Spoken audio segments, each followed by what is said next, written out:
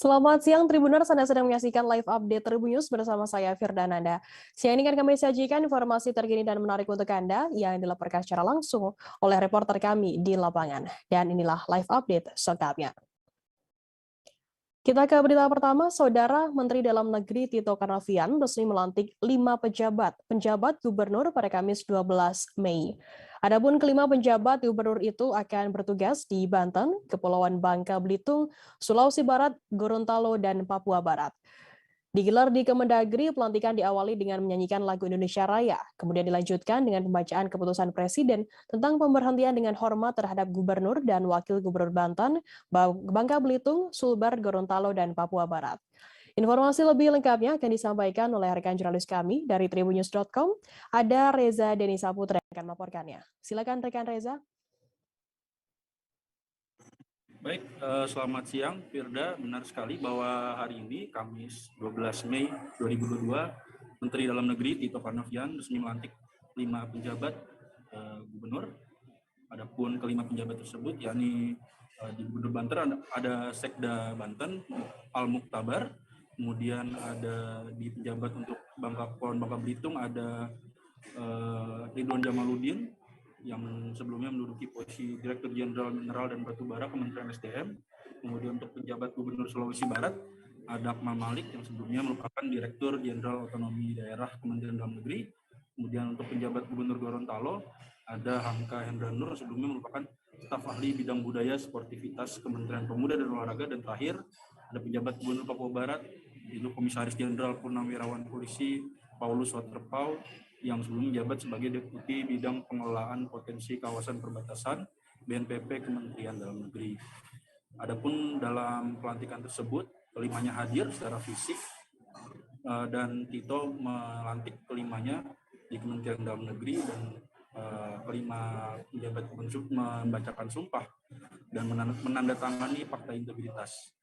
Dalam sambutannya Tito juga mengatakan bahwa kelima penjabat gubernur tersebut bertugas di wilayahnya masing-masing paling lama 1 tahun dan akan ada evaluasi selama 3 bulan untuk mengetahui seberapa jauh progres yang dilakukan oleh kelima penjabat tersebut dalam memimpin wilayah-wilayah hingga penyelenggaraan pemilu serentak pada 2024. Itu juga menyampaikan bahwa pihaknya optimis para penjabat ini akan dengan pengalaman dan track record-nya serta kemampuan akademik dan juga pencapaian-pencapaian yang lain untuk bisa menerjemahkan program-program pemerintah yang dirasa strategis di wilayah-wilayah tersebut. Dalam pelantikan tersebut, kami juga sempat mewawancarai salah satu penjabat gubernur yang dilantik, yakni Paulus Waterpau. Dia juga mengatakan soal bagaimana prioritas di Papua Barat soal daerah otonomi baru dan juga otonomi khusus, dan juga ada soal keamanan dan juga soal bagaimana target-target ke depan dari Paulus Waterpau. Demikian Firda yang disampaikan. Ya baik, terima kasih rekan Reza dari tribunnews.com atas laporannya. Selamat bertugas kembali. Dan Tribuners akan kami tampilkan wawancara yang tadi sudah dihimpun oleh rekan Reza dari penjabat Gubernur Papua Barat Paulus Waterpau. Berikut liputannya untuk Anda. Ya, Bapak Menteri tadi memberikan arahan dan petunjuk untuk kita sama-sama pertama mensyukuri dulu ya, mensyukuri akan anugerah Tuhan yang Tuhan telah berikan lewat keputusan Bapak Presiden. Jadi selaku abdi negara, saya akan langsung menerjemahkan apa-apa yang menjadi kebijakan dari negara. Itu yang pertama. Yang kedua, bila ada riak-riak yang memang sementara jadi, saya pikir normal aja di era demokrasi ini ya. Demokratisasi ini kan setiap orang kan dikatakan bahwa yang punya pendapat, pandangan boleh saja menyampaikannya. Yang penting normatif. Artinya ya saya berharap tidak dengan memaksa kehendak gitu ya. Jadi artinya tidak ada pikiran-pikiran yang mau disampaikan, monggo kita berdialog dan kita bicara. Nah terkait yang DOB dan Otsus ya tugas kami. Terus sebagai pelaksana gubernur, tugas tugasnya memberikan keyakinan betapa pentingnya DOP, betapa pentingnya otsus bagi saudara semua. Karena semua itu kan sudah menjadi kebijakan yang menurut saya sudah nyata. Kita bisa begini kan karena ada kebijakan negara yang Laga final pertandingan sepak bola dalam ajang Pekan Olahraga Pelajar Daerah atau Popda ke-8 Provinsi Sulawesi Barat. Laga final yang berlangsung di Stadion S Mengga itu mempertemukan tim sepak bola pelajar Kabupaten Polewali Mandar melawan tim Kabupaten Mamuju pada Rabu 11 Mei. Tim tuan rumah Kabupaten Polman berhasil meraih medali emas pada cabang olahraga tersebut. Pemain nomor punggung 16 Ramdhani berhasil mencetak skor untuk kemenangan Kabupaten Polman. Informasi lebih lengkapnya akan disampaikan oleh rekan jurnalis kami dari Tribun Sulbar, ada Kamarudin yang akan melaporkannya. Silakan rekan Kamarudin. Ya, terima kasih Firda. Selamat siang Tribunex dimanapun Anda berada.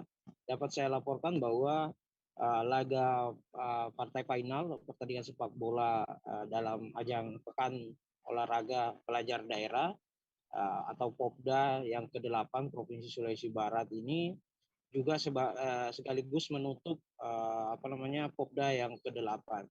Laga final yang berlangsung di Stadion S Mengga, Kecamatan Polewali, Kabupaten Polman tersebut itu mempertemukan antara tim pelajar dari Kabupaten Polman dan melawan tim dari Kabupaten Mamuju.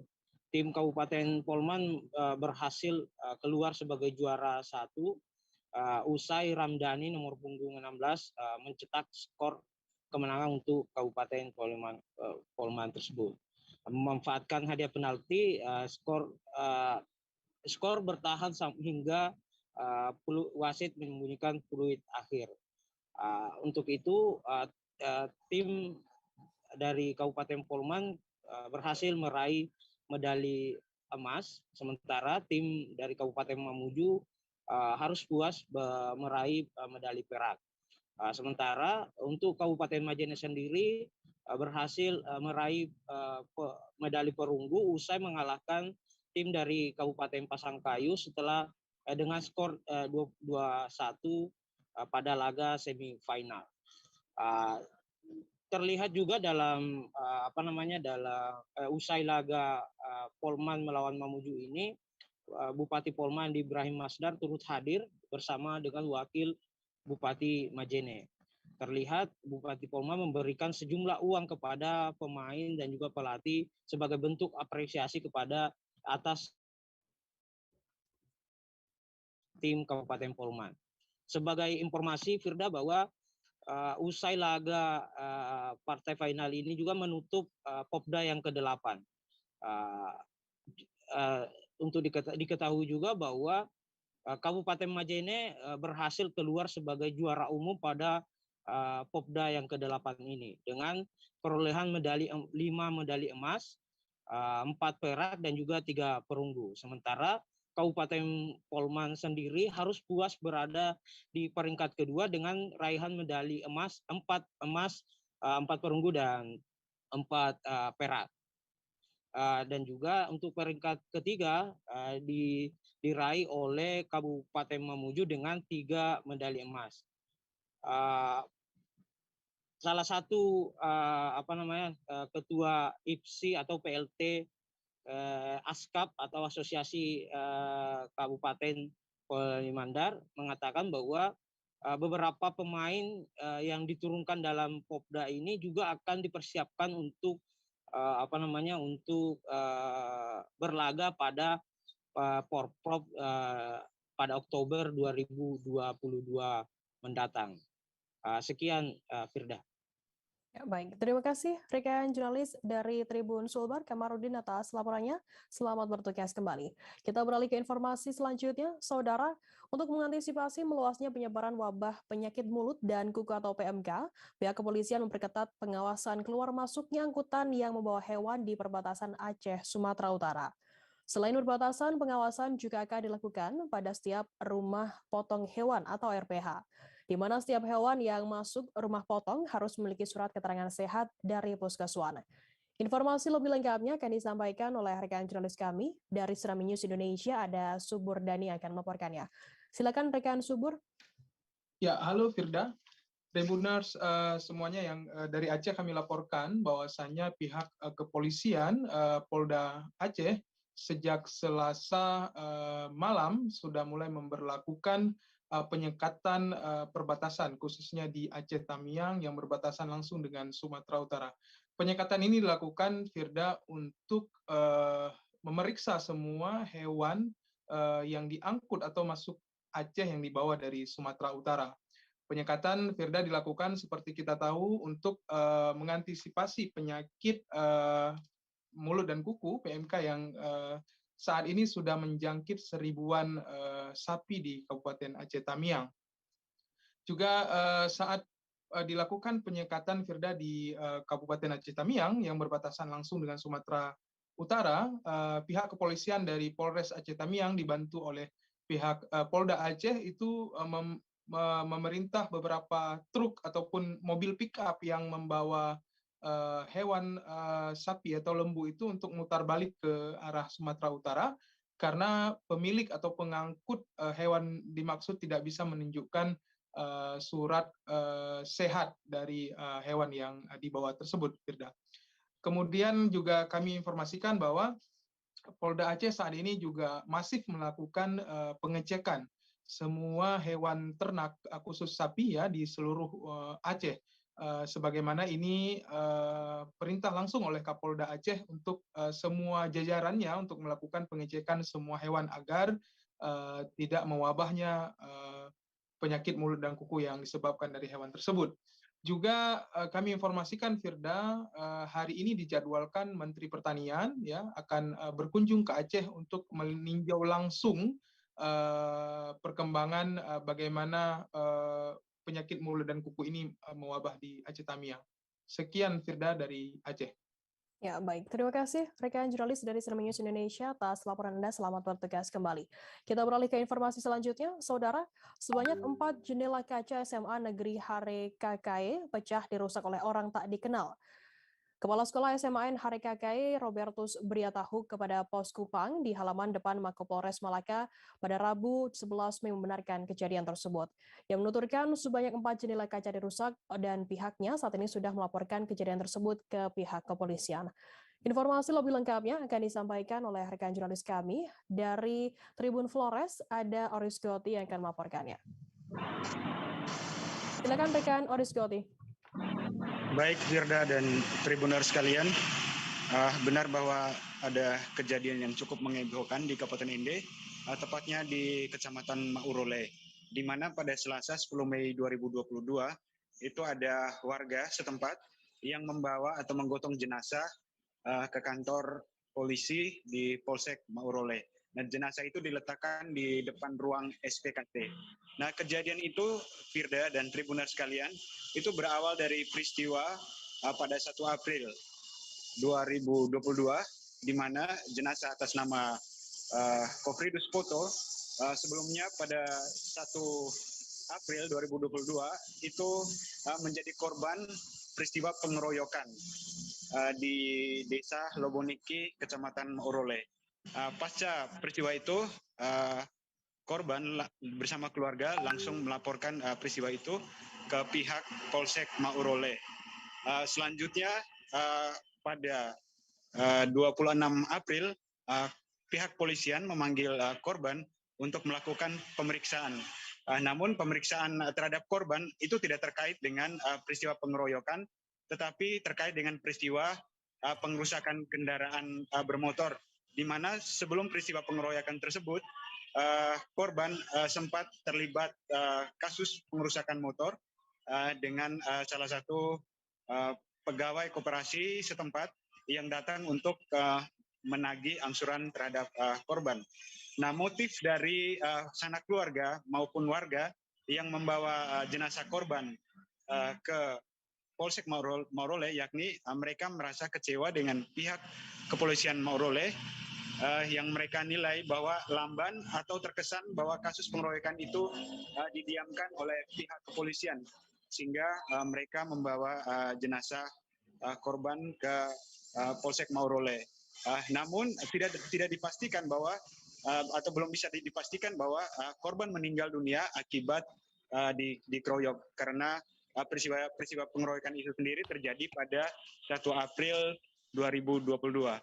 Nah, mengenai kelanjutan dari peristiwa ini, tadi saya sudah sempat mengkonfirmasi pihak kepolisian Polres Ende, mewawancara langsung Kapolres Ende AKBP Andre Librian, dan dia menegaskan bahwa polisi sejatinya tetap memproses kasus tersebut, dan sejauh ini sudah ada 4 tersangka yang sudah ditahan di Polres Ende. Sekian, Firda. Ya, baik. Terima kasih rekan jurnalis dari Polres Kupang, Tribun Flores, ada Oris Goti atas laporannya. Selamat bertugas kembali, dan Tribuners akan kami tampilkan wawancara dari Kapolres Ende AKBP Andre Librian. Berikut liputannya untuk Anda. Masyarakat, ya. Tapi memang mungkin masalah cepat atau lambat itu relatif, ya. Karena memang mungkin ini menjadi alasan klasik, tapi memang faktanya ada kasus kan tidak hanya satu, ya. Tapi semua direspon sesuai dengan pengaduan yang masuk ke kepolisian, khusus baik itu di Polres maupun di Polsek, ya. Semua ditindaklanjuti setiap pengaduan masyarakat, ya. Cepat atau lambat ya memang itu sekali lagi relatif, ya. Namanya ada pengaduan masyarakat pasti ada proses, ya. Proses itu baik pemeriksaan saksi-saksi, ya, kemudian terkait dengan penganiayaan atau pengeroyokan pasti minta hasil visum, ya. Apalagi dalam konteks ini kasus yang di Polsek Maurole itu ada kasus yang saling lapor, ya, saling lapor. Ya, pasti saling lapor, satu pihak minta segera diproses, pihak yang lain juga minta diproses, tapi semua kasus yang masuk ke kepolisian pasti ditindaklanjuti. Pelatih PSM Makassar Bernardo Tavares meningkatkan kebugaran pemain di latihan perdana pada Rabu 11 Mei. Latihan skuad Laskar Pinisi berlangsung di lapangan Bosowa Sport Center Jalan Tekumar, Kota Makassar. Latihan berlangsung selama 2 jam diikuti oleh 21 pemain, masih didominasi oleh wajah pemain musim lalu. Informasi lebih lengkapnya akan disampaikan oleh rekan jurnalis kami dari Tribun Timur, ada Kaswadi Anwar yang akan melaporkannya. Silakan rekan Kaswadi. Ya, terima kasih rekan Firda. Kemarin skuad PSM Makassar mulai memanaskan mesin menghadapi musim depan, karena tim yang berjuluk Laskar Pinisi ini akan menghadapi 2 kompetisi di musim mendatang, yakni AFC Cup yang akan berlangsung pada 24 Juni hingga 30 Juni, kemudian dilanjut Liga 1 yang dijadwalkan berakhir pada 27 Juli 2022.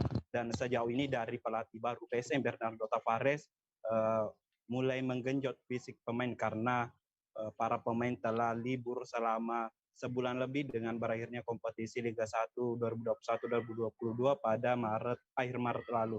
Dan saat ini fisik pemain terus digenjot dengan dilatih untuk mengukur V2 max dari para pemain, dan tak hanya itu, latihan juga ada game internal untuk mengukur kemampuan skill olah bola dari para pemain yang ada di PSM kemarin. Ya, sejauh latihan perdana kemarin ada 21 pemain yang ikut latihan dan masih didominasi oleh para pemain yang memperkuat PSM pada musim lalu. Ada sekitar 15 pemain, diantaranya yakni Yakob Sayuri, kemudian ada dari Rashid Bakri, ada Manda Cingi, Ganjar Mukti. Untuk beberapa hari ke depan, PSM kemungkinan masih akan mendatangkan beberapa pemain terbaru, dan kemungkinan yang masih menjadi rumor dari PSM yakni sosok striker asing penggawa Persija yakni Marco Sin. Pelatih PSM Bernardo Tavares dalam hasil wawancara kemarin setelah lapangan memang saat ini fokuskan pada pelatihan fisik pemain, kemudian untuk terkait beberapa rumor pemain yang akan datang, dia mengatakan bahwa hal itu hanya rumor. Siapa pemain yang datang itulah yang akan memperkuat PSM di musim mendatang. Sekian, Firda. Ya, terima kasih rekan jurnalis dari Tribun Timur Kaswadi atas laporannya. Selamat bertugas kembali. Dan Tribuners, jurnalis kami tadi juga sudah menghimpun keterangan dari pelatih PSM Bernardo Tavares. Berikut liputannya untuk Anda. I want to say one thing because I don't want to forget forget, I want to say terima kasih. Thank you very much for the supporters because I go to some place and everybody showed that they are happy that I am here in Indonesia and I go to try to make my best to help the team. Saya ingin sampaikan sebelum saya lupa ini saya lihat ramah-tamahan daripada supporter dan saya lihat mereka sangat antusias menyambut dan saya sangat senang dan saya ingin sampaikan bahwa saya akan memberikan yang terbaik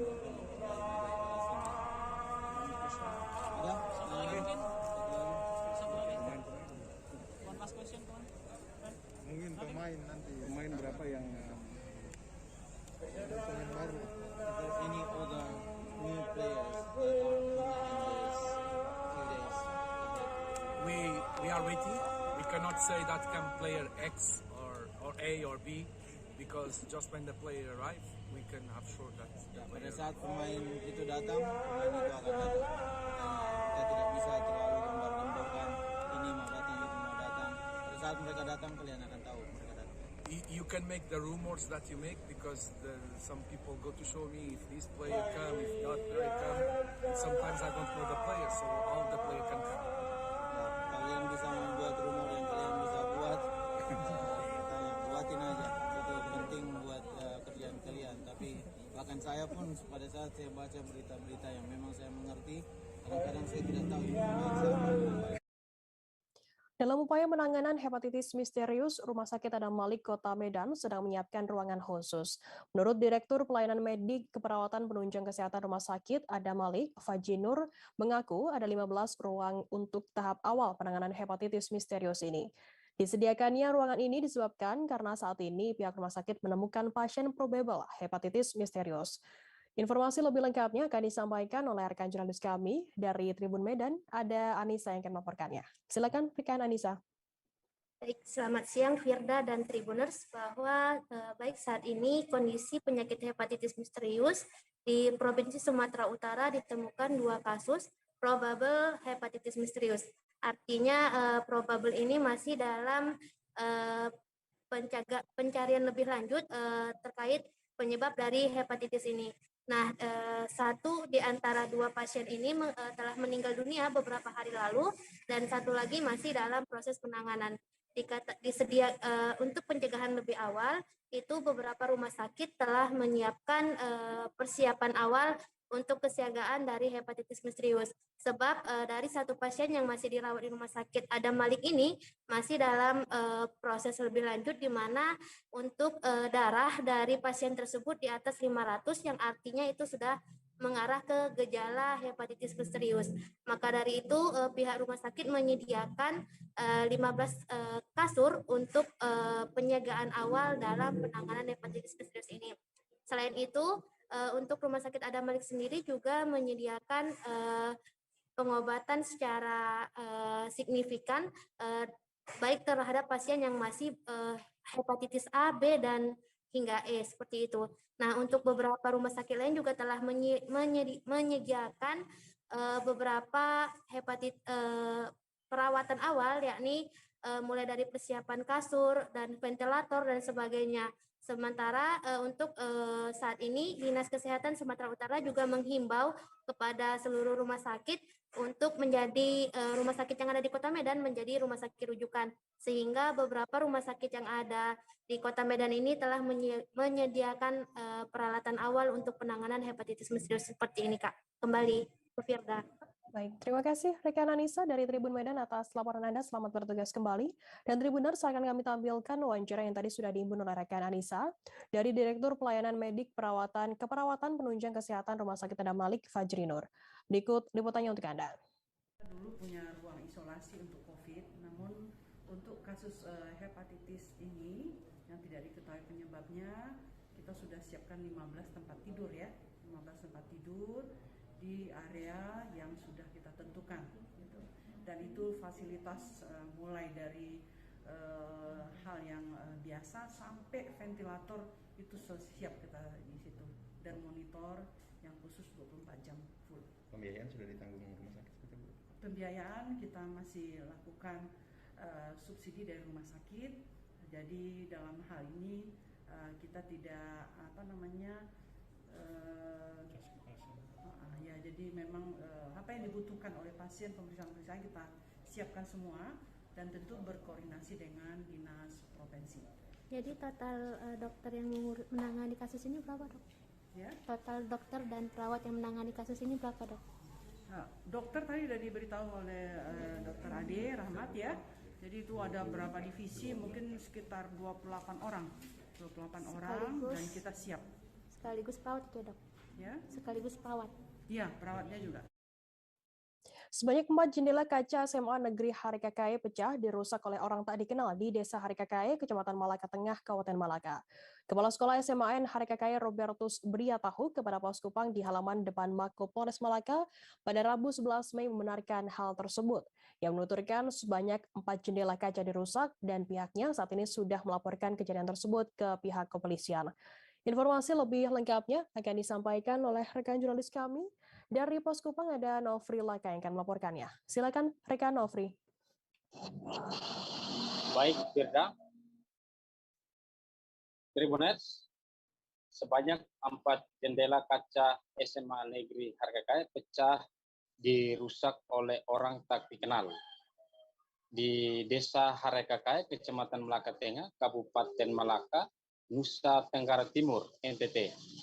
Kepala Sekolah SMA Negeri Harikakae Robertus Briatahu kepada Pos Kupang di halaman depan Mako Polres Malaka pada Rabu Selasa Mei 2022 membenarkan hal tersebut. Ia menuturkan sebanyak 4 jendela kaca dirusak dan pihaknya sudah melaporkan kejadian ini kepada kepolisian. Dan awalnya pada Selasa 10 Mei 2022 aktivitas sekolah berjalan dengan normal dan kaca-kaca jendela sekolah SMA Negeri Harikakae dalam keadaan belum dirusak. Sementara itu Simon Leto, salah seorang guru SMA Negeri Harikakae, menyayangkan peristiwa tersebut. Menurut Simon, sekolah harus dijaga bersama bukannya malah dirusak. Ia berharap pihak kepolisian segera mengungkap siapa pelaku pengrusakan jendela tersebut. Sementara Kapolres Malaka AKBP Rudi Junus Jacob Ledo, SH Sik, turut menyayangkan peristiwa pengrusakan 4 jendela milik SMA Negeri Harikakae. Pihaknya akan melakukan patroli di wilayah tersebut untuk mencegah terjadinya kamtimas di wilayah Desa Harikakae. Demikian Firda. Ya baik, terima kasih rekan Nofri Laka dari Pos Kupang atas laporannya. Selamat bertugas kembali. Tribuners, akan kami tampilkan wawancara yang tadi sudah diimpun oleh rekan Nofri dari Kepala Sekolah SMAN Harikakae Robertus Briatahuk. Berikut liputannya untuk Anda. Kejadian yang meresahkan di sekolah gedung SMA Negeri Harikakae, di kacanya dipecahkan oleh orang-orang yang belum diketahui identitasnya. Karena itu kami punya harapan supaya kejadian seperti ini ditindaklanjuti agar lembaga satuan pendidikan yang ada di wilayah Kabupaten Malaka tidak diperlakukan sedemikian itu. Ini harapannya. Lalu yang berikutnya, karena SMA Negeri Harikakae berada di wilayah pedesaan Harikakae, maka saya pun sudah menyampaikan peristiwa ini kepada kepala desa, sekretaris dengan panggung keamanan. Mereka sudah pergi ke tempat kejadian dan mengambil gambar terkait dengan rusaknya sarana negara. Tindak lanjut daripada kepala desa nanti akan mereka laporkan kepada kami. Ini sudah melapor ke Reskrim? Hari ini saya melaporkan ke Reskrim untuk ditindaki. Kerusakannya apa? Kerusakannya ada 4 ruangan kelas, kaca di dalamnya mereka pecahkan, entah dengan cara apa saya juga tidak tahu, tetapi kacanya berhamburan di atas lantai. Jadi demikian, itu juga saya sudah sampaikan secara struktur ke bagian Polsek Malaka Tengah, lalu diarahkan untuk kami sampaikan ke Polres. Nasib malang menimpa warga di Desa Palencau, Kecamatan Malinau Selatan, Kabupaten Malinau. Dini hari kemarin, rumah milik Ajang 40 tahun ludes akibat musibah kebakaran. Rumah bermaterial kayu dengan luas 4 kali 8 meter hanya tersisa puing-puing.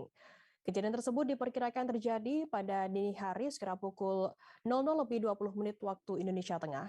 Informasi lebih lengkapnya akan disampaikan oleh rekan jurnalis kami dari Tribun Kaltara, ada Muhammad Supri yang akan melaporkannya.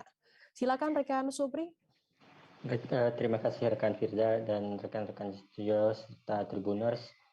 Tepatnya pada hari Rabu dini hari, kira pukul 00:20 WITA tepatnya di Desa Pelencau di Kecamatan Malinau Selatan, di mana wilayah desa ini adalah salah satu wilayah yang berada di remote area atau wilayah yang sulit dijangkau oleh moda transportasi, di mana Desa Pelencau merupakan satu dari sekian desa yang berada di wilayah pedalaman Malinau, sehingga mengakibatkan jika terjadi musibah, armada pemadam kebakaran tidak dapat menjangkau wilayah tersebut. Berdasarkan keterangan yang dihimpun oleh kami dari Polsek Malinau Selatan bahwa kejadian tersebut tepat terjadi pada dini hari Rabu pukul 00:20 WITA, di mana pada saat itu aktivitas rata-rata masyarakat saat itu sedang terlelap. Beruntung pada saat kejadian istri dari pemilik rumah, Halena, terbangun dan menyaksikan bahwa atap rumah di bagian dapurnya sudah dilalap api, sehingga pada saat yang sama dia berhasil membangunkan sanak keluarga di rumah tersebut untuk lari keluar menyelamatkan diri. Berdasarkan keterangan yang dihimpun oleh Polsek Malinau Selatan dari saksi-saksi yang berada di tempat kejadian perkara, kejadian tersebut awalnya sumber api bersumber dari bagian langit-langit rumah atau plafon rumah, tepatnya di bagian dapur. Untuk saat ini hasil dari pemeriksaan dari pihak kepolisian mendapati bahwa puncak kebakaran diduga kuat karena korsleting listrik. Karena lokasi desa yang cukup jauh dari wilayah perkotaan, sehingga tidak bisa dijangkau oleh armada pemadam kebakaran pada hari kejadian, warga desa berusaha memadamkan api yang melahap rumah milik Ajang, warga desa Malinau Selatan, dengan alat seadanya. Namun karena api terlalu membesar, sudah terlanjur membesar, sehingga usaha memadamkan kebakaran tersebut sia-sia, sehingga pada pagi hari dilakukan rekap untuk seluruh total kerugian diperkirakan mencapai hingga 90 juta rupiah. Untuk kondisi akhir saat kejadian di Malinau Selatan tersebut, rumah milik warga desa Malinau Selatan tersebut sudah tidak memiliki apa-apa lagi. Dalam hal ini tersisa puing-puing akibat kebakaran. Untuk saat ini warga desa termasuk dari aparat keamanan, Polsek dan Babinsa tengah menghimpun bantuan untuk disalurkan kepada korban kebakaran tersebut.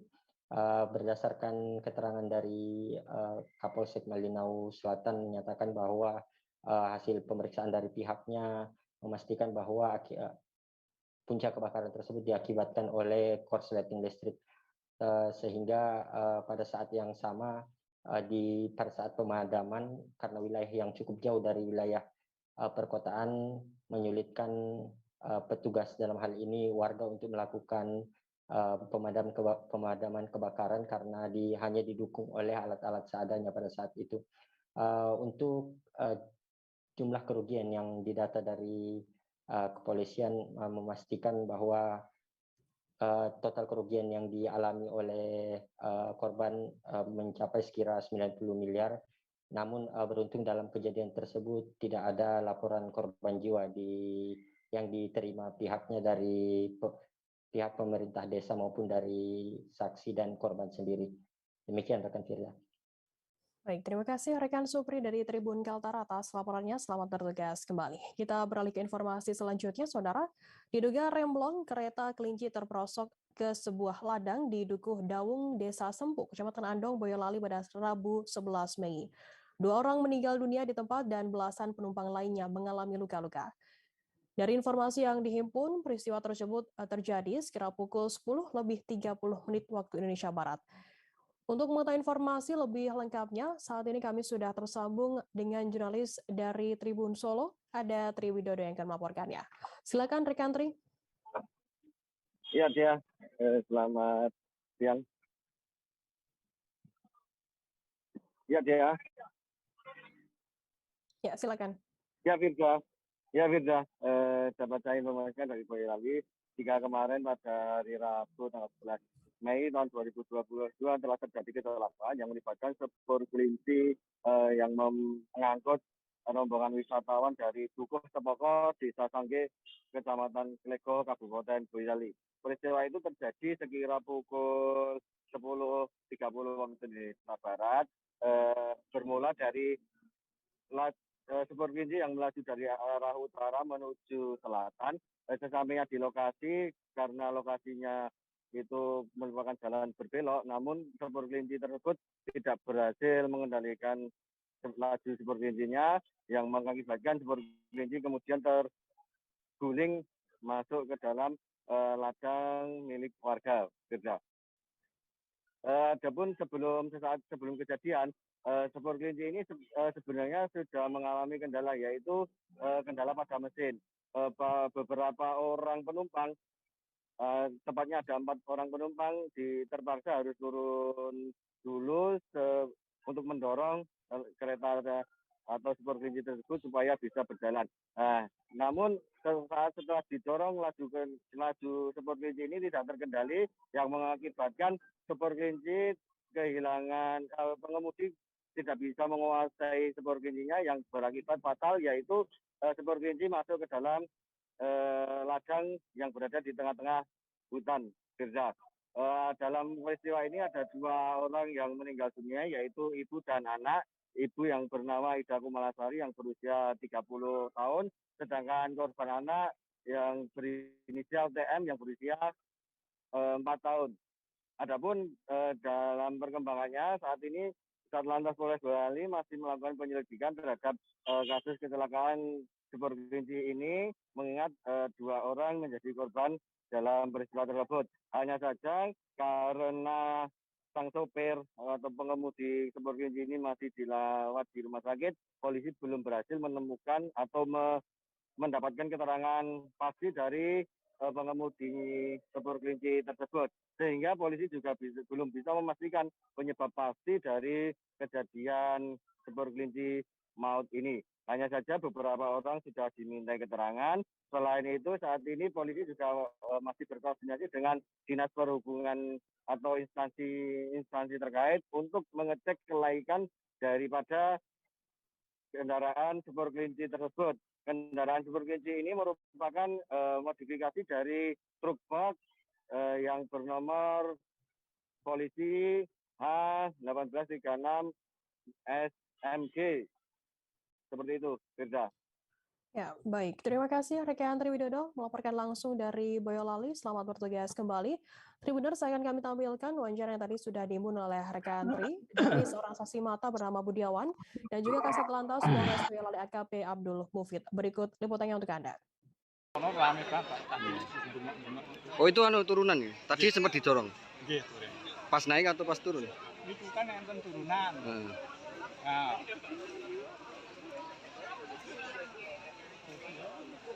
Mas, tadi Mas jalan ke sini lihat kondisi korban seperti apa? Kalau penumpang yang lain? Nangis? Histeris? Berapa, Mas? Jumlahnya penumpang? 20 ada? Yang sekawan nih di enten itu pengen dorong. Mendorong dari utara. Ini dari mana tuh, Mas? Ini? Kayaknya dari Sanggi. Sanggi? Sanggi itu desanya mana? Klego. Desa Kecamatan Klego. Bandara tuh ini. Menurut ini masih dalam penyelidikan, menurut keterangan saksi dan juga warga yang di sini, serombongan kereta kelinci ini dari mana? Dari Klego akan menuju ke bandara melalui jalan kampung, jalan pintas. Ya ini di rekan bisa lihat di tengah hutan, di kebun jati. Awal mula terjadinya kecelakaan ini, musibah ini diawali dengan kereta kelinci mogok. Mogok didorong, namun ada kendala gas itu terkunci, akhirnya pada saat tikungan lurus dan terbalik di Pematang Tegalan di sini. Korbannya sendiri dan untuk korban saat ini menurut keterangan kita sebenarnya belum tahu, belum pasti. Namun ada keterangan dari warga 2 meninggal dunia, 1 LB dan luka ringan semuanya belum tahu. Ini terbagi dari 4 rumah sakit ya, di 4 rumah sakit. Dan Puskesmas, kita dan tim akan mengecek ke sana ke Puskesmas maupun rumah sakit yang dirujuk untuk korban tadi. Nasib nahas menimpa Erna, 60 tahun, warga desa Bangka Kota, Kecamatan Simpang Rimba, Kabupaten Bangka Selatan. Maut menjemputnya saat ibu rumah tangga ini sedang mandi di sungai desa setempat. Peristiwa tersebut terjadi di Sungai Pemandian Umum, Desa Bangka Kota, Simpang Rimba, Bangka Selatan pada Rabu 11 Mei, sekitar pukul 4 dini hari. Anak sungai pemandian umum hanya berjarak sekitar 30 meter dari rumah korban. Informasi lebih lengkapnya akan disampaikan oleh rekan jurnalis kami dari Bangka Pos, ada Yuranda yang akan melaporkannya. Silakan rekan Yuranda. Terima kasih Perda. Selamat siang Tribuners maupun Bangka Pos dimanapun Anda berada.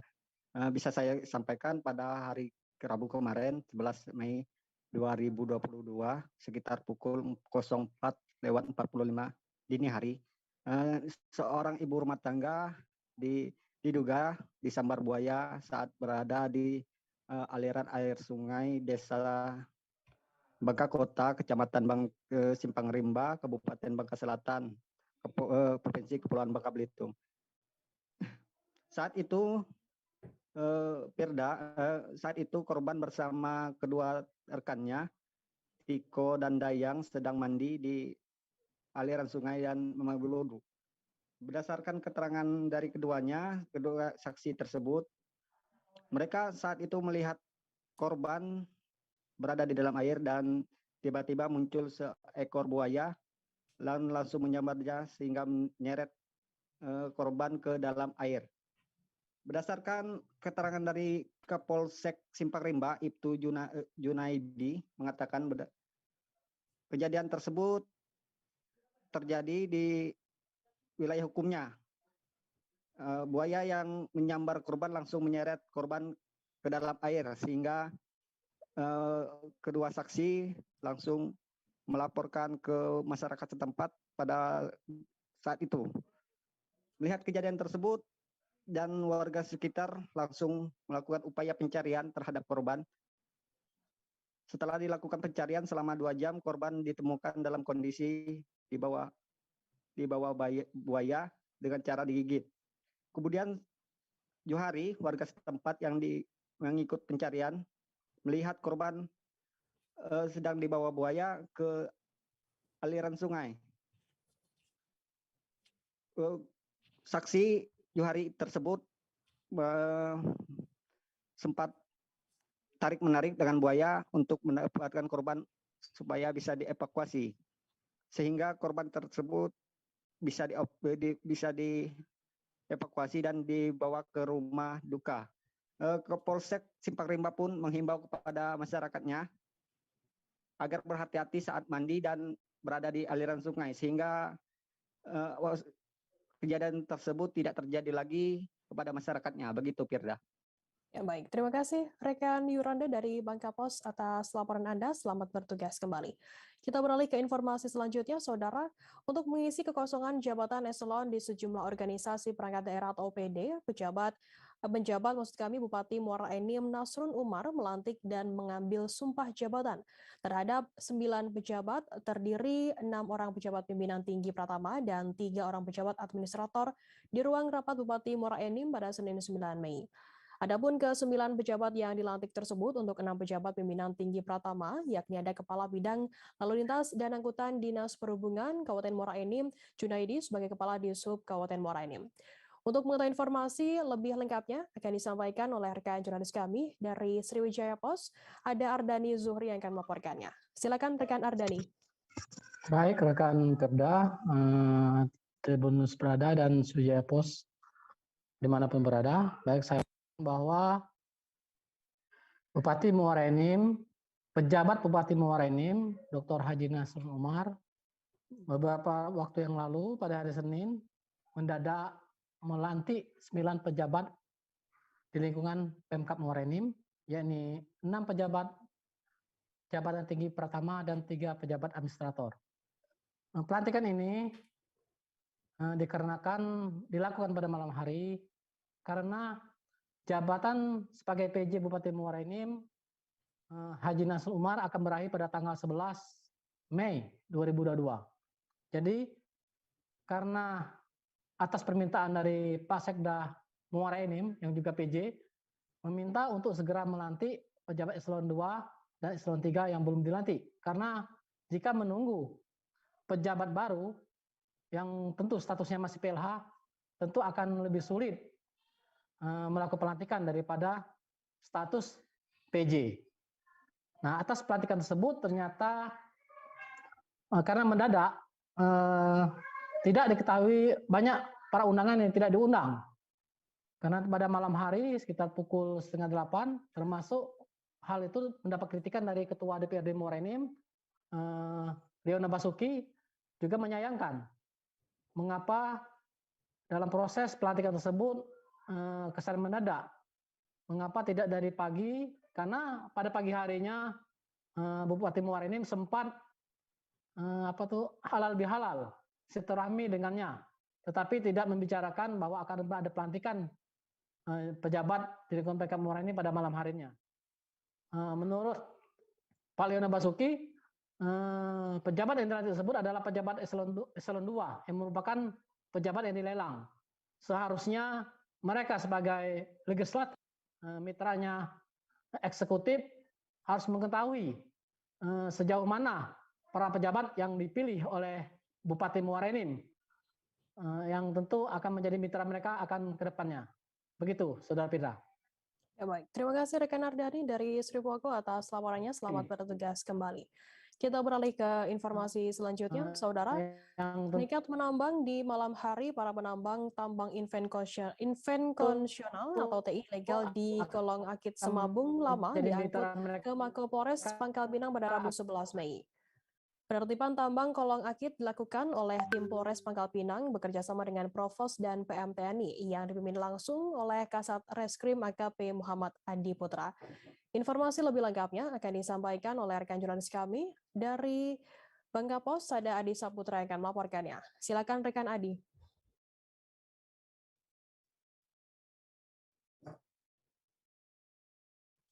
Halo rekan Adi.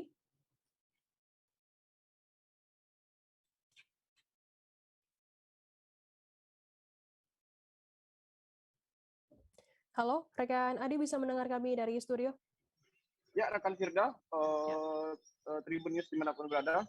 Pada hari Rabu, tanggal 11 Mei 2022, tim dari Polresta Pangkal Pinang bersama dengan Provos dan PM TNI AD melakukan penertiban tambang konvensional atau TI yang berada di Kolong Akit Kota Pangkal Pinang, Semabung Lama Kota Pangkal Pinang. Dari razia tersebut didapat bahwa para penambang melakukan penambangan ilegal pada malam hari. Saat dilakukan penertiban di lokasi, aparat sempat melakukan pengejaran terhadap para pekerja tambang yang melakukan penambangan malam hari. Akan tetapi, ketika dilakukan pengejaran, terdapat beberapa pekerja yang berhasil diamankan oleh tim Polres Pangkal Pinang di lokasi tersebut. Sementara kegiatan penertiban tambang ilegal tersebut dipimpin langsung oleh AKP Adi Putra. Saat Kasat Reskrim Polresta Pangkal Pinang, AKP Adi Putra, menjelaskan bahwa kegiatan tersebut merupakan terkait adanya laporan dari laporan dan aduan masyarakat terkait adanya tambang ilegal di daerah tersebut. AKP Dwi Putra juga menuturkan bahwa sudah berapa kali mengingatkan kepada para penambang ilegal untuk tidak beroperasi di lokasi tersebut. Akan tetapi para penambang masih melakukan penambangan di lokasi tersebut. Setelah dilakukan pengamanan, para penambang digiring ke Mako Polres Pangkal Pinang beserta barang bukti seperti mesin, alat kerja yang digunakan pada malam itu. Dari hasil penerimaan terdapat 4 orang penambang yang berhasil diamankan ke Mako Polres Pangkal Pinang untuk dilakukan pemeriksaan dan penyelidikan lebih lanjut. Untuk itu mungkin seperti itu, Saudara Firda. Ya, baik. Terima kasih rekan jurnalis dari Bangka Pos Adi Saputra atas laporannya. Selamat bertugas kembali. Akan kami tampilkan Tribuners wawancara dari Kasat Reskrim Polres Pangkal Pinang AKP Muhammad Adi Putra. Berikut liputannya untuk Anda. Menanggapi dari keluhan masyarakat dan beberapa laporan-laporan di kolong akid ini ada tambang ilegal yang selalu meresahkan masyarakat karena di tengah kota Pangkal Pinang ini tidak ada zona tambang sehingga kolong akid ini dikategorikan tambang ilegal dan sudah mendekati bibir jalan raya sehingga apabila kami diamkan akan membuat fasilitas umum terhadap kota Pangkal Pinang akan merusak. Maka dengan itu kami dengan berat hati sudah berapa kali melakukan penertiban di kolong akid ini, namun masih juga penambang-penambang memandel. Sehingga pada malam hari ini kami melakukan razia kembali dan kami mengamankan beberapa barang bukti dan ada beberapa pelaku-pelaku daripada penambang liar yang kami amankan di Polres Pangkal Pinang. Untuk sudah melakukan penertiban terus. Dan tadi gabungan juga dari Polsek dan di backup oleh polisi militer dan ada juga Propam sehingga kami bergabung di sini untuk mengantisipasi segala hal-hal yang tidak diinginkan. 4 orang, tapi masih kami periksa dulu sampai mana kebatasan daripada pelaku-pelaku tersebut dalam kategori melakukan penambangan ini. Kami akan mengkaji kembali karena tadi ada beberapa pelaku tambang yang melarikan diri dan meninggalkan barang buktinya, baik itu sepeda motor, mesin. Nah, itu nanti kami akan telusuri kembali. Kita beralih ke Papua, Saudara. Akibat permasalahan ekonomi keluarga, seorang suami di Timika, Papua menikam istrinya sendiri menggunakan pisau. Bahkan sang istri tewas seusai mendapatkan luka tikaman. Kejadian tersebut berawal ketika sang istri meminta uang, namun uang yang diberikan suaminya kurang. Akibatnya kedua pasangan suami istri ini saling cekcok mulut. Informasi lebih lengkapnya akan disampaikan oleh rekan jurnalis kami dari Tribun Papua. Ada Marcelinus Labulela yang akan melaporkannya. Silakan rekan Marcel. Benar sekali Firda dan Tribuners, dapat saya informasikan bahwa terkait kasus penikaman yang dialami oleh pasangan suami istri yang mengakibatkan istri dari ADT berinisial AD meninggal dunia pada Selasa lalu, bahwa aksi ini memicu dari suami memberikan uang namun kurang kepada istrinya. Istrinya kemudian meminta suaminya untuk memberikan uang lebih banyak lagi, mungkin karena kondisi masalah perekonomian di rumah tangga.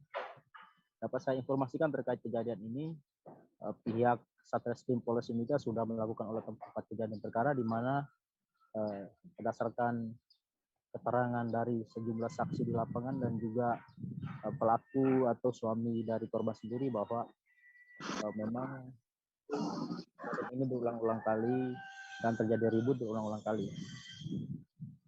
Suami korban pada saat itu mengatakan bahwa istrinya meminta uang dari hasil kerja keras suaminya, namun diberikan sedikit sehingga istrinya marah-marah dan kemudian terjadilah cekcok atau adu mulut antara kedua pasangan suami istri tersebut. Alhasil pada hari Selasa sekitar pukul 5 pagi, korban kemudian dibangunkan oleh istrinya dan kembali meminta uang di saat suaminya lagi sedang tidur. Suaminya bangun dan mengambil pisau atau badik dan langsung mengancam korban dan menunjuk korban menggunakan badik, dan pelaku meminta korban agar segera diam dan tutup mulut. Namun korban terus melakukan perlawanan hingga terjadi saling pukul menggunakan tangan, dan juga pada akhirnya pelaku menikam istrinya sendiri di bagian perut.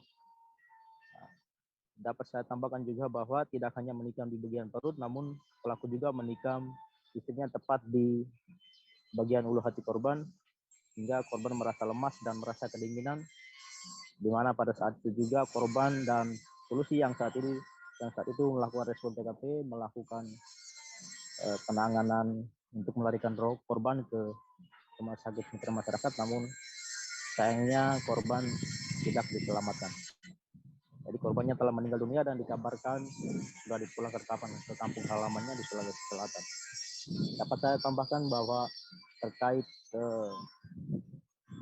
kasus ini, pelaku berinisial ATT, suami korban, telah ditahan di Rutan Mapolres 232 Kabupaten Mimika.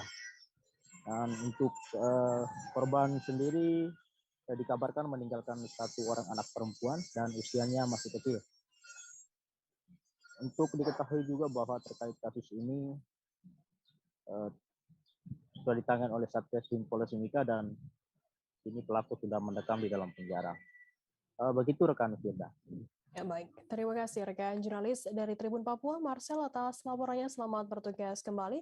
Dan Tribuners, akan kami tampilkan wawancara dari Kasat Reskrim Polres Mimika, Ibtu Bertu Haridika Ekan Anwar. Berikut liputannya untuk Anda. Korban marah-marah kepada pelaku karena uang tidak dikasih. Yang dikasih kurang, kemudian pelaku menenang korban dengan mengatakan akan berusaha mencari lagi. Pada hari Selasa tanggal 10 Mei sekira jam 5 subuh berada di dalam kamar korban kembali marah-marah sehingga pelaku terbangun. Sehingga pelaku emosi memukuli lengan tangan sebelah kiri korban membalas memukul tangan pelaku sehingga pelaku bangun dan mengambil pisau dalam lemari dan mengatakan korban mengatakan jangan, kenapa kau ambil pisau.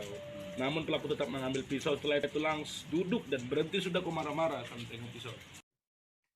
143 calon jemaah haji Kabupaten Sambas mengikuti cek kesehatan dan suntik meningitis dan influenza di kantor Kemenak di Kabupaten Sambas, Kalimantan Barat pada Rabu 11 Mei. Para calon jemaah haji dari berbagai daerah itu mulai berdatangan sekira pukul 7 pagi. Pihak Kemenak Sambas memberikan arahan dan pembekalan sebelum cek kesehatan dan suntik dilakukan. Informasi lebih lengkapnya akan disampaikan oleh rekan jurnalis kami dari Tribun Pontianak, ada Imam Maksum yang akan melaporkannya. Silakan rekan Imam. Ya, baik rekan Firda dan Tribuners yang ada di rumah. Dapat kami laporkan bahwa 143 jemaah haji asal Kabupaten Sambas melakukan cek kesehatan dan juga suntik meningitis dan influenza di kantor Kemenak Kabupaten Sambas, Kalimantan Barat. Suntik tersebut dilakukan oleh petugas kesehatan dari Dinas Kesehatan Kabupaten Sambas. Kegiatan suntik meningitis dan juga suntik influenza itu dilakukan untuk mencegah resiko terjadinya penyakit tersebut karena memang di Arab Saudi sendiri memiliki perbedaan cuaca yang sangat signifikan dengan di Indonesia. Kemudian dapat kami informasikan bahwa memang kuota haji Kabupaten Sambas sebanyak 143 calon jemaah haji dari berbagai macam daerah di Kabupaten Sambas yang tersebar di 19 kecamatan yang ada di Kabupaten Sambas. Kepala Seksi Pelaksanaan Haji dan Umroh Herlan mengatakan pihaknya mengumpulkan calon jemaah haji sejak pagi hari pukul 7 waktu Indonesia bagian Barat hingga pelayanan cek kesehatan tersebut selesai. Kemudian untuk jadwal keberangkatan memang belum tersebar atau belum diinformasikan, namun pihak mereka mengatakan jadwal haji untuk Kabupaten Sambas biasanya diprediksi pada gelombang kedua atau diprediksi pada pertengahan Juli 2022 nanti.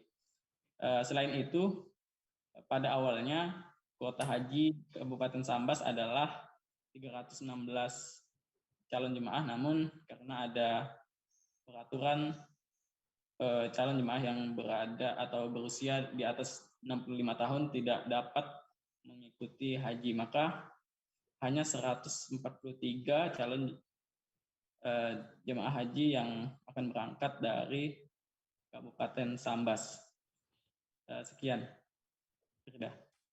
Baik, terima kasih rekan jurnalis dari Tribun Pontianak Imam atas laporannya. Selamat bertugas kembali.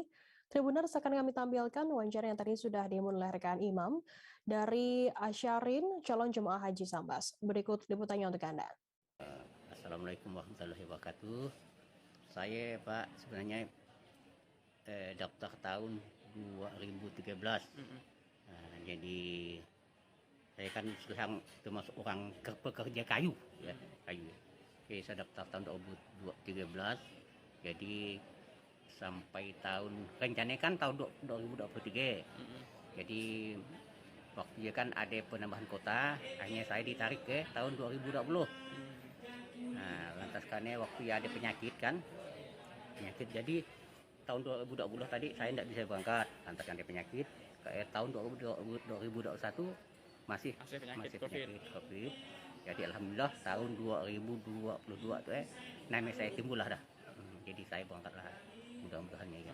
Pak, seperti apa Pak perasaan Bapak setelah 2 tahun sempat tertunda untuk pergi ke Tanah Suci, Pak? Memang luar biasa senangnya gitu. Luar biasa senangnya karena namanya saya timbul. Bapak sendiri kayak di keluarga Bapak yang dari Parit Jawa ya? Atau ada keluarga lain yang berangkat juga Pak? Yang pertama istri saya berangkat.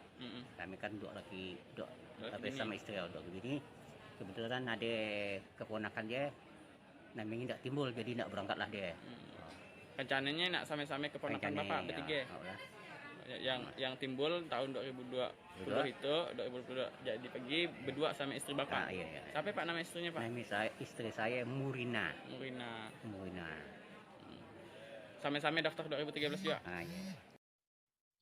Diduga ada kejanggalan terhadap kematian Irwanto alias Muhammad Ragil tersangka dugaan pencabulan. Keluarga akan melaporkan kejanggalan tersebut ke Propam Polda Sumatera Utara. Hal itu diungkapkan oleh seorang keluarga bernama Kasman Harahap saat diwawancarai di depan ruang jenazah Rumah Sakit Bayangkara Medan. Ia juga membeberkan sejumlah kejanggalan pada kematian Irwanto yang diduga keluarga tidak masuk akal. Informasi lebih lengkapnya akan disampaikan oleh rekan jurnalis kami dari Tribun Medan, ada Fian yang akan melaporkannya. Silakan rekan Fian. Ya, baik rekan Firda dan juga para tribun di rumah. Ya, saya informasikan bahwasanya kemarin memang ada seorang terduga kasus ruda paksa yang diamankan oleh Polresta Deli Serdang, ditangkap pada hari Selasa kemarin di kawasan Sibolangit.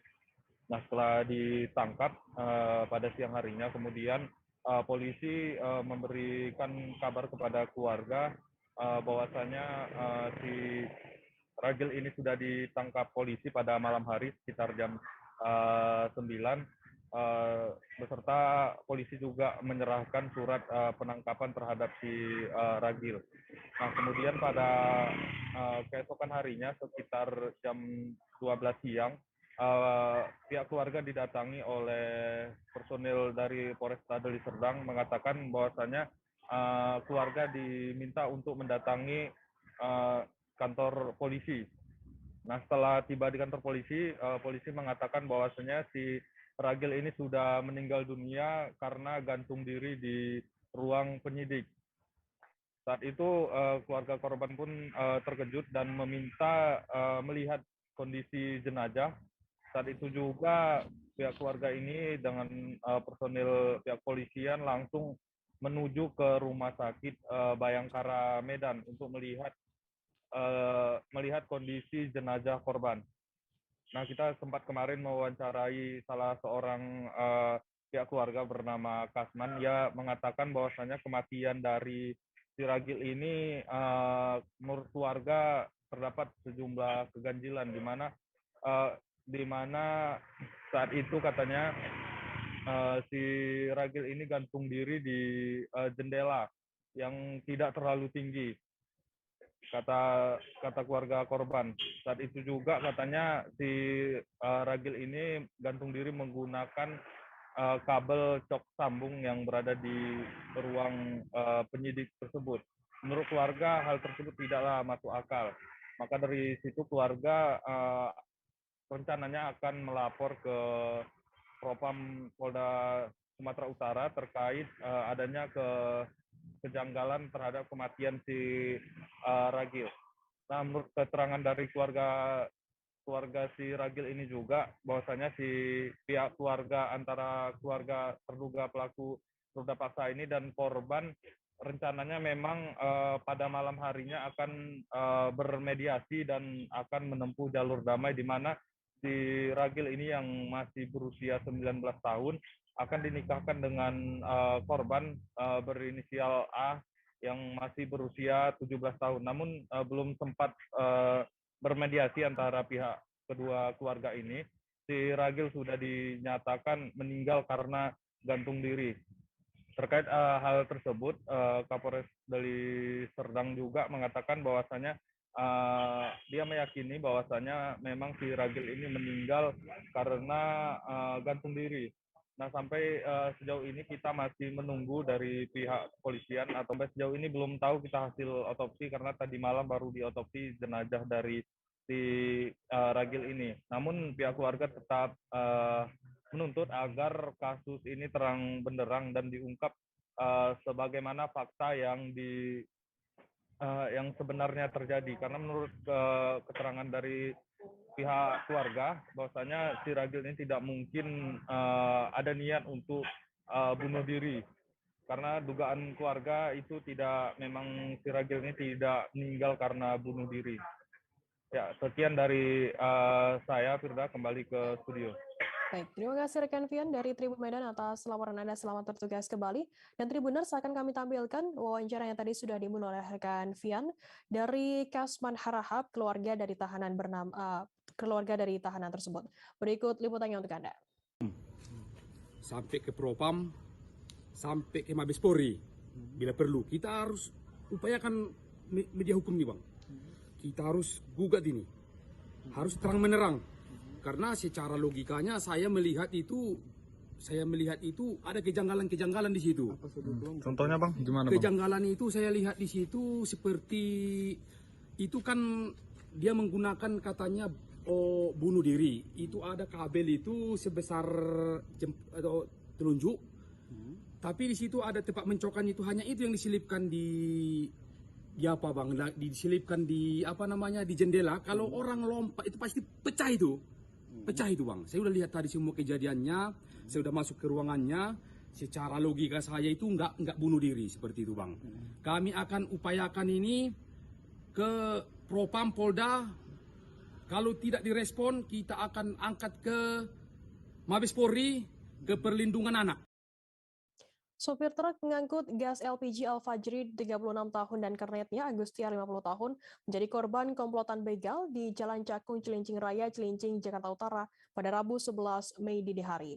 Peristiwa mengerikan tersebut diceritakan oleh Fajri bermula ketika truk yang dikemudikannya baru saja keluar tol Kebon Jeruk di wilayah Semper Barat setelah mengangkut gas LPG di kawasan Buaran, Jakarta Timur.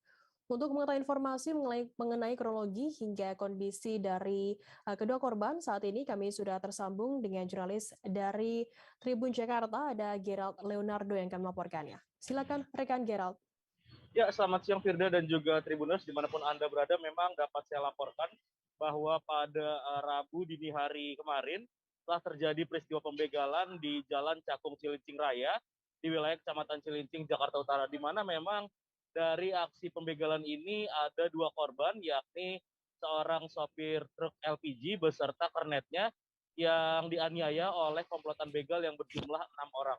Adapun peristiwa ini terjadi ketika memang sopir truk Al-Fajri dan juga kernetnya baru saja mengangkut gas dari kawasan Buaran Jakarta Timur dan hendak mengantarkan gas ke wilayah Jakarta Utara, di mana ketika mereka baru saja keluar dari pintu tol di wilayah Kebon Baru, Semper Barat, di sana truk yang mereka kemudikan, truk yang dikemudikan Al-Fajri ini di-stop oleh ke-6 pelaku, di mana salah satu pelaku memang menyetop di bagian depan daripada truk ini dengan membawa senjata tajam.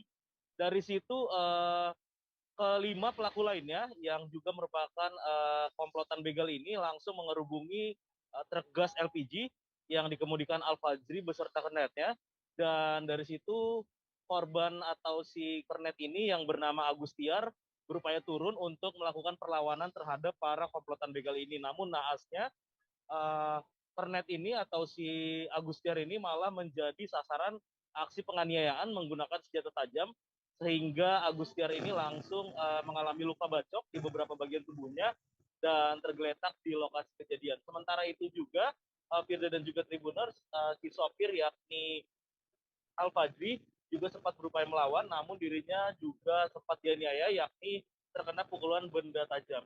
Adapun pasca kejadian, aparat kepolisian dari Polsek Cilincing juga sudah melakukan penyelidikan dan pengejaran terhadap para pelaku, di mana beberapa jam setelah kejadian, tepatnya pada Rabu dini hari, sekitar pukul 3.00 waktu Indonesia Barat, aparat kepolisian dari Polsek Cilincing juga sudah berhasil menangkap 3 dari 6 pelaku yang teridentifikasi melakukan aksi pembegalan terhadap si sopir truk dan juga kernetnya ini.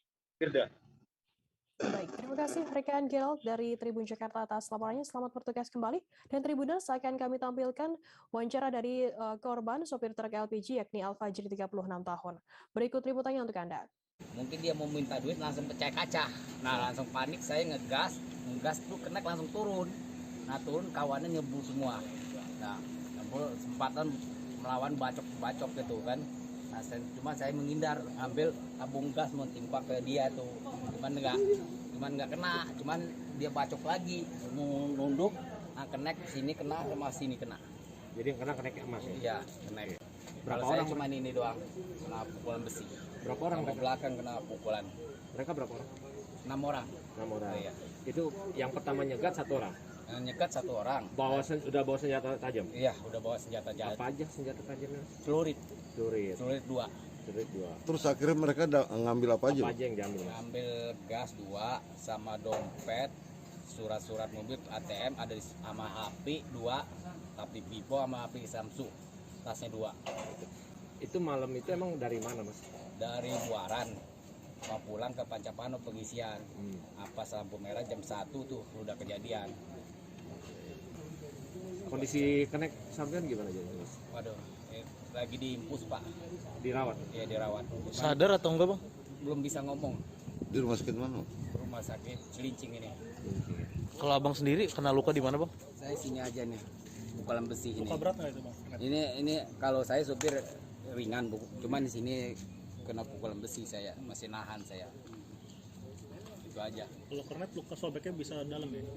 Sobeknya dalam sampai ke tulang ininya. Sama sini kena tulang dia. Mereka naik ya, Bang? Jegatnya? Jadi dari sini nih. Stop begini. Nah, saya berhentilah di stop karena lampu merah stop. Nah, dia langsung begini nih. Nah, ngambil dia megang besi ini langsung. Kapolda Banten Irjen Pol Rudi Haryanto Adi Nugroho mengukuhkan Polres Serang Kota menjadi Polresta Serang Kota. Pengukuhan tersebut dilaksanakan di Auditorium Osvia Polresta Serang Kota pada Rabu 11 Mei. Dalam rangkaian acara, pengukuhan tersebut dilaksanakan pula pisah sambut dari Kapolres Lama ke Kapolresta baru. Informasi lebih lengkapnya akan disampaikan oleh rekan jurnalis kami dari Tribun Banten, ada Milda Niati yang akan melaporkannya. Silakan rekan Milda. Ya, halo Tribuners dan rekan Firbada. Dapat dilaporkan bahwasanya Kapolda Banten kemarin di Polres Serang Kota meresmikan Polres Serang Kota menjadi Polresta Serang Kota. Selain itu juga pengukuhan dilaksanakan di Auditorium Osvia Polresta Serang Kota. Selain itu juga dalam rangka acara pengukuhan itu dilaksanakan pula pisah sambut dari Kapolres Lama ke Kapolresta baru. Kemudian dalam surat telegram yang dikeluarkan dari Kepolisian Negara Republik Indonesia dalam poin ke-4 dituliskan bahwasanya AKBP Maruli Achilles Hutapea, Kapolres Serang Kota dimutasikan sebagai Pamenyanma di Mabes Polri dalam rangka evaluasi jabatan. Selain itu, Kombes Pol Nugroho Arianto, Kasiaga Ops Karodalops Ops Mabes Polri diangkat dalam jabatan baru sebagai Kapolresta Serang Kota. Nah, selain itu juga pihak mantan Kapolres Serang Kota yaitu Hutapea menjelaskan bahwasannya dirinya sudah menjabat sekitar 9 bulan di Polres Serang Kota. Selain itu juga dia berharap semoga Polresta Serang Kota dengan dipimpin oleh Kombes Pol Nugroho Arianto bisa menjadi lebih baik dalam menjalankan keamanan dan ketertiban di Kota Serang. Begitu rekan Firda.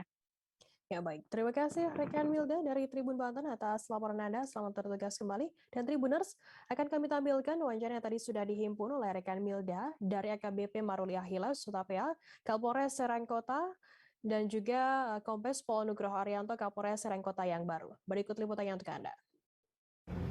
Tadi acara pengukuhan dan perubahan tipologi langsung dilaksanakan dan diambil oleh Bapak Kapolda Banten. Dengan telah berubahnya tipologi dan telah beralihnya jabatan Kapolres, saat ini Kapolresta Serang Kota adalah Kombes Pol Nugroho Arianto.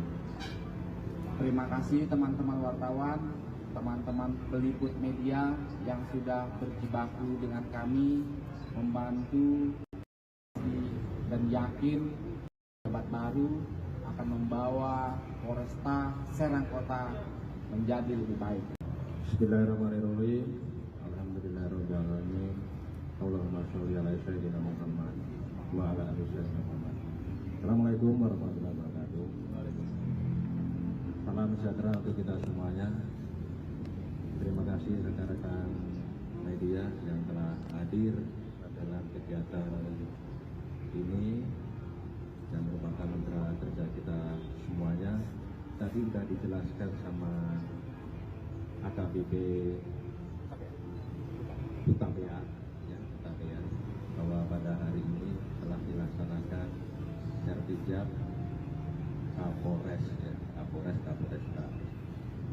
Sekalian perubahan tipologi Polres Serang Kota menjadi Polres Serang Kota, yang mana dalam pelaksanaan tadi dipimpin oleh langsung beliau Bapak Kapolda Banten, para pejabat utama, termasuk Forkopimda dan stakeholder lainnya yang tidak bisa saya sebut satu persatu. Terima kasih apa yang menjadi kemarin yang dilakukan oleh beliau Pak Ketua Maruli. Mari kita jalin terus untuk persahabatan kita, untuk mitra kerja kita dalam mensukseskan, menciptakan keamanan, ketertiban di Kota Serang ini. Sekiranya itu yang perlu sampaikan, nanti hal-hal yang berkaitan dengan sesuatu yang lainnya nanti kita bisa laksanakan kembali. Terima kasih. Assalamualaikum warahmatullahi wabarakatuh. Pembantu rumah tangga atau PRT di Tuban nekat menguras isi kartu ATM milik bosnya sendiri. Tersangka diketahui seorang perempuan berinisial UR, 35 tahun, warga Kelurahan Gedongombo, Kecamatan Gedongombo, Kecamatan Samanding, Tuban, Jawa Timur. Sedangkan korbannya yakni SD 57 tahun, warga Kelurahan Kebonsari, Kecamatan Tuban yang mengidap sakit stroke. Informasi lebih lengkapnya akan disampaikan oleh rekan jurnalis kami dari surya.co.id, ada Muhammad Sudarsono yang akan melaporkannya. Silakan rekan Sudarsono. Selamat siang Frida. Ya. Kasus dari Tuban yaitu terjadi aksi pencurian isi saldo ATM. Kasus ini diketahui pada saat akhir Januari lalu, di mana seorang pemilik dari ATM ini adalah merupakan bos dari PRT ini yang merawat korban karena korban menderita stroke. Pada suatu hari di tanggal tersebut korban janggal karena ada notifikasi dari SMS berupa penarikan saldo. Yang pertama di Bank BNI, lalu kedua di Bank BRI dengan nominal yang berbeda. Lalu si bos ini bertanya kepada anaknya berinisial PAM, apakah dia melakukan penarikan rekening atau tidak, dan dijawab tidak. Setelah janggal, lalu pemilik ATM ini melaporkan kejadian ini ke Satreskrim Polres Tuban.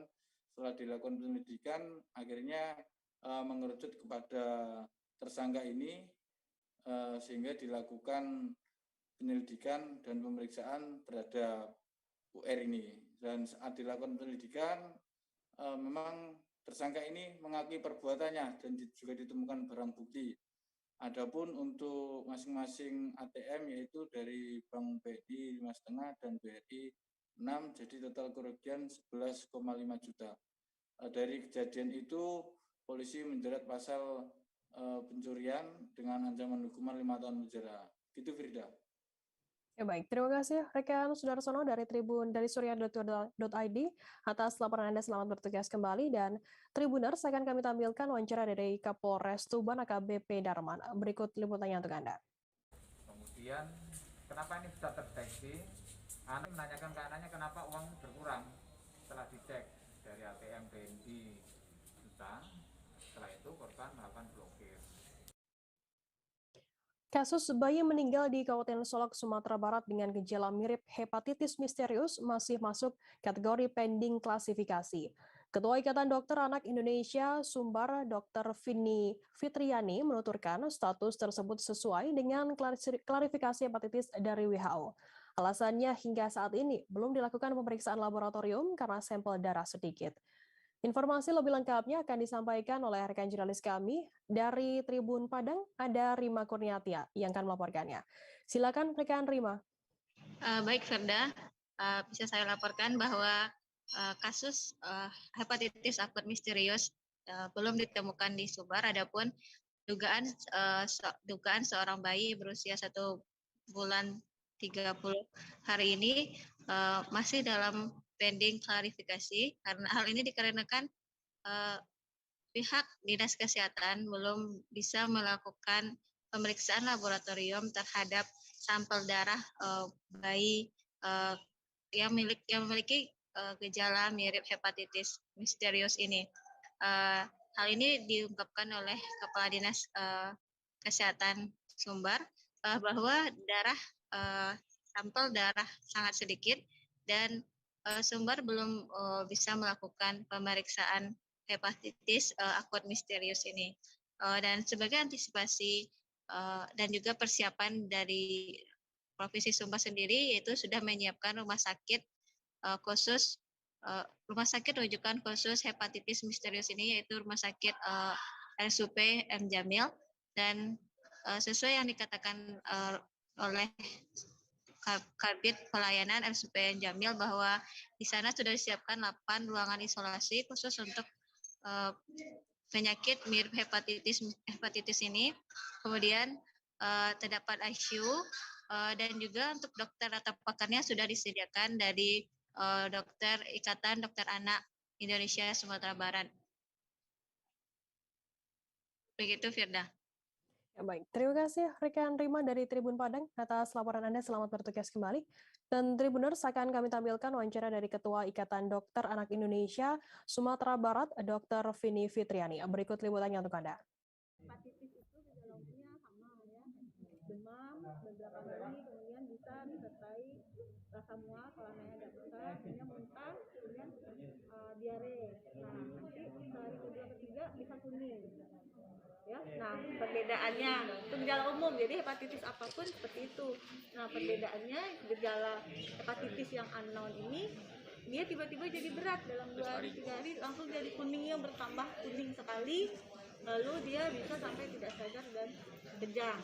Nah itu yang perbedaan sekarang yang sampai. Itu yang kemudian terjadi dengan anak. Nah, Sejumlah bahan kebutuhan pokok di pasar tradisional di Kota Kendari, Sulawesi Tenggara merangkak naik.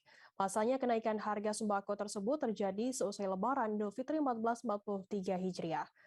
Barang kebutuhan pokok seperti bawang merah, telur, hingga gula pasir melonjak drastis. Untuk mengetahui informasi lebih lengkapnya, saat ini kami sudah tersambung dengan jurnalis dari Tribun News Ultra, ada Ridwan Kadir yang akan melaporkannya. Silakan rekan Ridwan. Ya, terima kasih rekan Firda. Dapat saya sampaikan berdasarkan pantauan dari Tribun News Ultra, memang saat ini barang kebutuhan pokok seperti misalnya bawang merah, telur hingga gula pasir itu merangkak naik. Hal itu berdasarkan keterangan dari para pedagang, terdapat beberapa barang kebutuhan pokok memang yang mengalami kenaikan usai libur Lebaran Idul Fitri 1443 Hijriah. Seperti misalnya saja untuk bawang merah dari 30.000 saat ini menjadi 35.000 hingga 40.000 per kilonya. Kemudian untuk telur sendiri saat ini dibanderol dengan harga 55.000 yang sebelumnya itu 50.000 satu raknya. Kemudian untuk gula pasir saat ini dibanderol dengan harga 15.000 per kilonya. Dan sebelumnya itu harganya 14.000 per kilonya. Untuk itu selain itu untuk harga minyak goreng kemasan yang dijual sudah mengalami penurunan, yang seperti kita ketahui bahwa sebelumnya minyak goreng kemasan yang dijual di pasar tradisional di Kota Kendari itu mencapai 60.000 per liternya, sedangkan untuk ukuran 2 liternya itu mencapai 90 hingga 120.000 per 2 liternya. Namun saat ini sudah turun, hal itu disebabkan karena stoknya atau ketersediaan minyak goreng yang ada di pasar tradisional dan khususnya di Kota Kendari itu sudah banyak sehingga tidak lagi melonjak naik.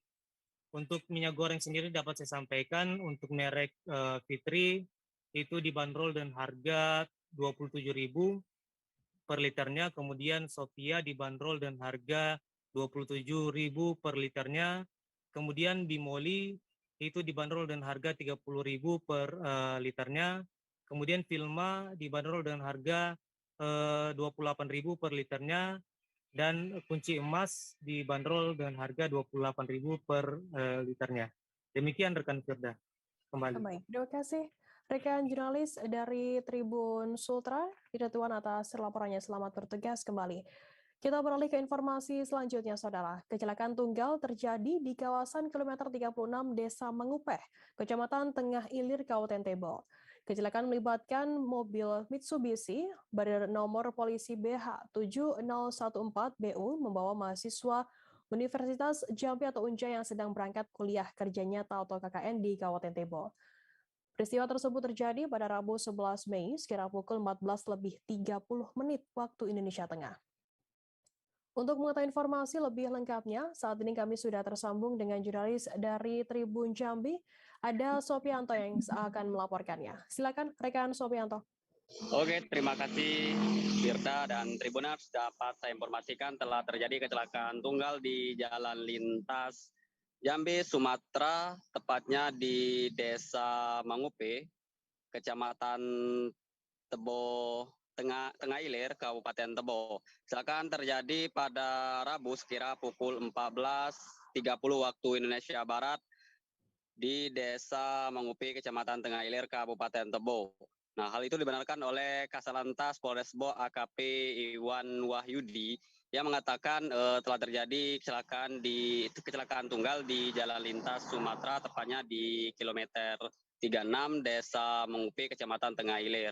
Nah, adapun kronologis peristiwa tersebut, bis dari arah Jambi menuju ke Tebo pada saat itu melintas di Desa Mangupe. Tiba-tiba setir tidak terkendali, kendaraan mengarah ke kiri sehingga menghantam parit drainase dan bis langsung terguling. Nah, akibat dari kecelakaan tunggal tersebut, penumpang yang bernama Yema mengalami luka robek pada bagian pipi sebelah kiri dan kendaraan mengalami kerusakan. Nah, menurut keterangan dari Citra, salah satu dosen pembimbing lapangan mahasiswa yang sedang KKN, ia mengatakan sedang beriringan dengan rombongan KKN. Menurut keterangan dari Citra, mobil tersebut yang ditumpangi mahasiswa itu pecah bola-bola setir sehingga terseret ke kiri, akhirnya tidak terkendali langsung masuk ke parit. Nah, akibat dari kecelakaan tersebut, satu orang mahasiswa yang bernama Yema itu luka robek di pipinya sehingga dijahit. Nah, bukan hanya Yema, Tribuners, perlu saya informasikan, sopir juga mengalami luka robek di bagian kiri. Nah, menurut keterangan dari Citra, salah satu dosen pembimbing, dia mengatakan untuk saat ini Yema sudah diperiksa. Menurut keterangan dari dokter, Yema tidak ada apa-apa, Tribuners, hingga bisa beraktivitas seperti biasa. Untuk saat ini, saudara Yema sudah beraktivitas seperti biasa. Begitu, rekan Firda. Baik, terima kasih rekan Supriyanto dari Tribun Jambi atas laporannya. Selamat bertugas kembali.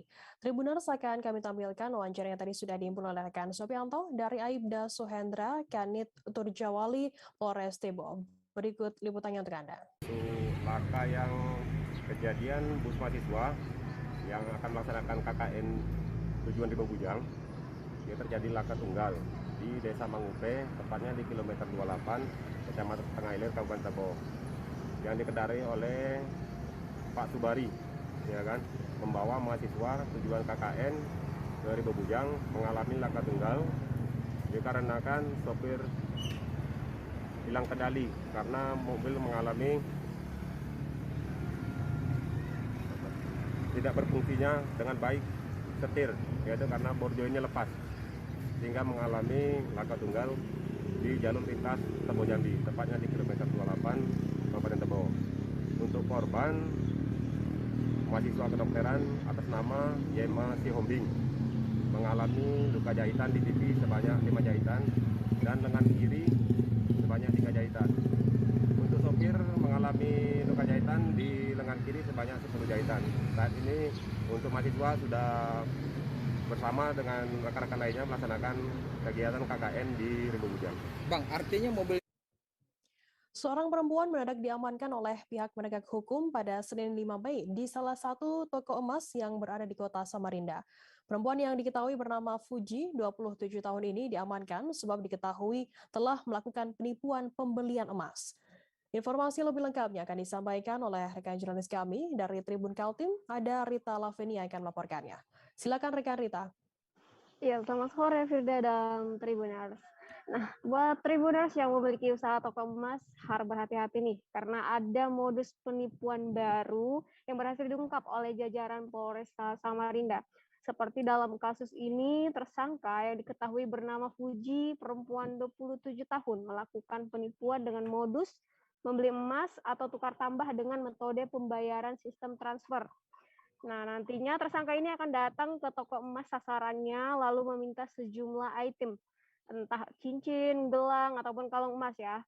Saat diminta untuk membayar, tersangka mengatakan akan dilakukan melalui metode transfer. Namun, setelah berbagai item emas berhasil didapatkan, pelaku tidak melakukan transfer seperti yang ia janjikan, Firda dan Tribuners. Nah, melainkan sebuah bukti transfer ia edit melalui handphone dan ditunjukkan kepada para pengusaha emas yang menjadi sasarannya.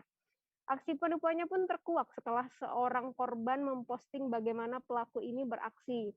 Hingga akhirnya salah satu pemilik toko, yaitu toko emas Konita yang berada di Jalan Antasari, Kota Samarinda, mengenali pelaku dan langsung melakukan pelaporan ke pihak kepolisian saat didatangi oleh tersangka ini ya.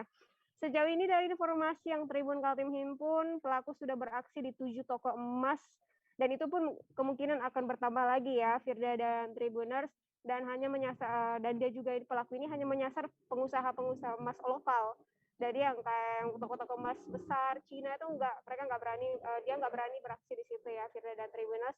Nah, hingga saat ini juga pihak kepolisian masih terus melakukan penyidikan terkait kasus ini, termasuk siapa saja pelaku lain yang terlibat.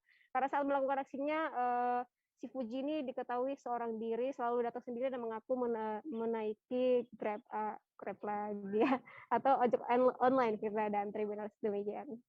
Ya baik, terima kasih rekan jurnalis dari Tribun Kaltim Rita atas laporannya. Selamat bertugas kembali. Kita Tribuners, informasi tadi sekaligus menutup perjumpaan kita dalam live update hari ini. Jangan lupa saksikan terus live update di seluruh kanal YouTube dan Facebook Tribun Network. Saya Fernanda, mewakili kru bertugas pamit undur diri. Terima kasih dan sampai jumpa.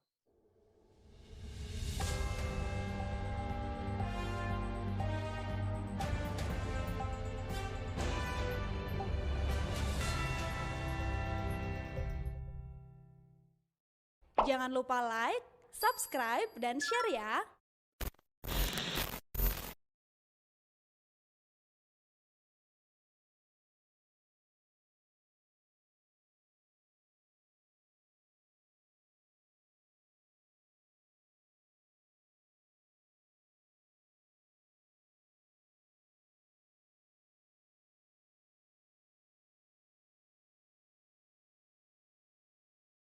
Kita ke berita pertama, Saudara Menteri Dalam Negeri Tito Karnavian resmi melantik 5 penjabat gubernur pada Kamis 12 Mei. Adapun kelima penjabat gubernur itu akan bertugas di Banten, Kepulauan Bangka Belitung, Sulawesi Barat, Gorontalo, dan Papua Barat. Digelar di Kemendagri, pelantikan diawali dengan menyanyikan lagu Indonesia Raya. Kemudian dilanjutkan dengan pembacaan keputusan Presiden tentang pemberhentian dengan hormat terhadap Gubernur dan Wakil Gubernur Banten, Bangka Belitung, Sulbar, Gorontalo, dan Papua Barat. Informasi lebih lengkapnya akan disampaikan oleh rekan jurnalis kami dari tribunnews.com. Ada Reza Denisa Putra yang akan melaporkannya. Silakan rekan Reza. Baik, selamat siang Firda. Benar sekali bahwa hari ini, Kamis 12 Mei 2022, Menteri Dalam Negeri Tito Karnavian resmi melantik 5 penjabat gubernur. Adapun kelima penjabat tersebut, yakni di Gubernur Banten ada Sekda Banten, Al Muktabar, kemudian ada di penjabat untuk Bangka Belitung ada Ridwan Jamaluddin, yang sebelumnya menduduki posisi Direktur Jenderal Mineral dan Batu Bara Kementerian SDM. Kemudian untuk penjabat Gubernur Sulawesi Barat ada Akmal Malik, yang sebelumnya merupakan Direktur Jenderal Otonomi Daerah Kementerian Dalam Negeri. Kemudian untuk penjabat Gubernur Gorontalo ada Hamka Hendra Nur, sebelumnya merupakan staf ahli bidang budaya sportivitas Kementerian Pemuda dan Olahraga. Dan terakhir ada penjabat Gubernur Papua Barat yaitu Komisaris Jenderal Purnawirawan Polisi Paulus Waterpau, yang sebelumnya menjabat sebagai Deputi Bidang Pengelolaan Potensi Kawasan Perbatasan BNPB Kementerian Dalam Negeri. Adapun dalam pelantikan tersebut, kelimanya hadir secara fisik dan Tito melantik kelimanya di Kementerian Dalam Negeri, dan kelima penjabat gubernur membacakan sumpah dan menandatangani fakta integritas.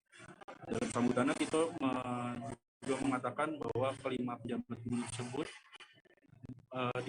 bertugas di wilayahnya masing-masing paling lama 1 tahun, dan akan ada evaluasi selama 3 bulan untuk mengetahui seberapa jauh progres yang dilakukan oleh kelima penjabat tersebut dalam memimpin wilayah-wilayah hingga penyelenggaraan pemilu serentak pada 2024.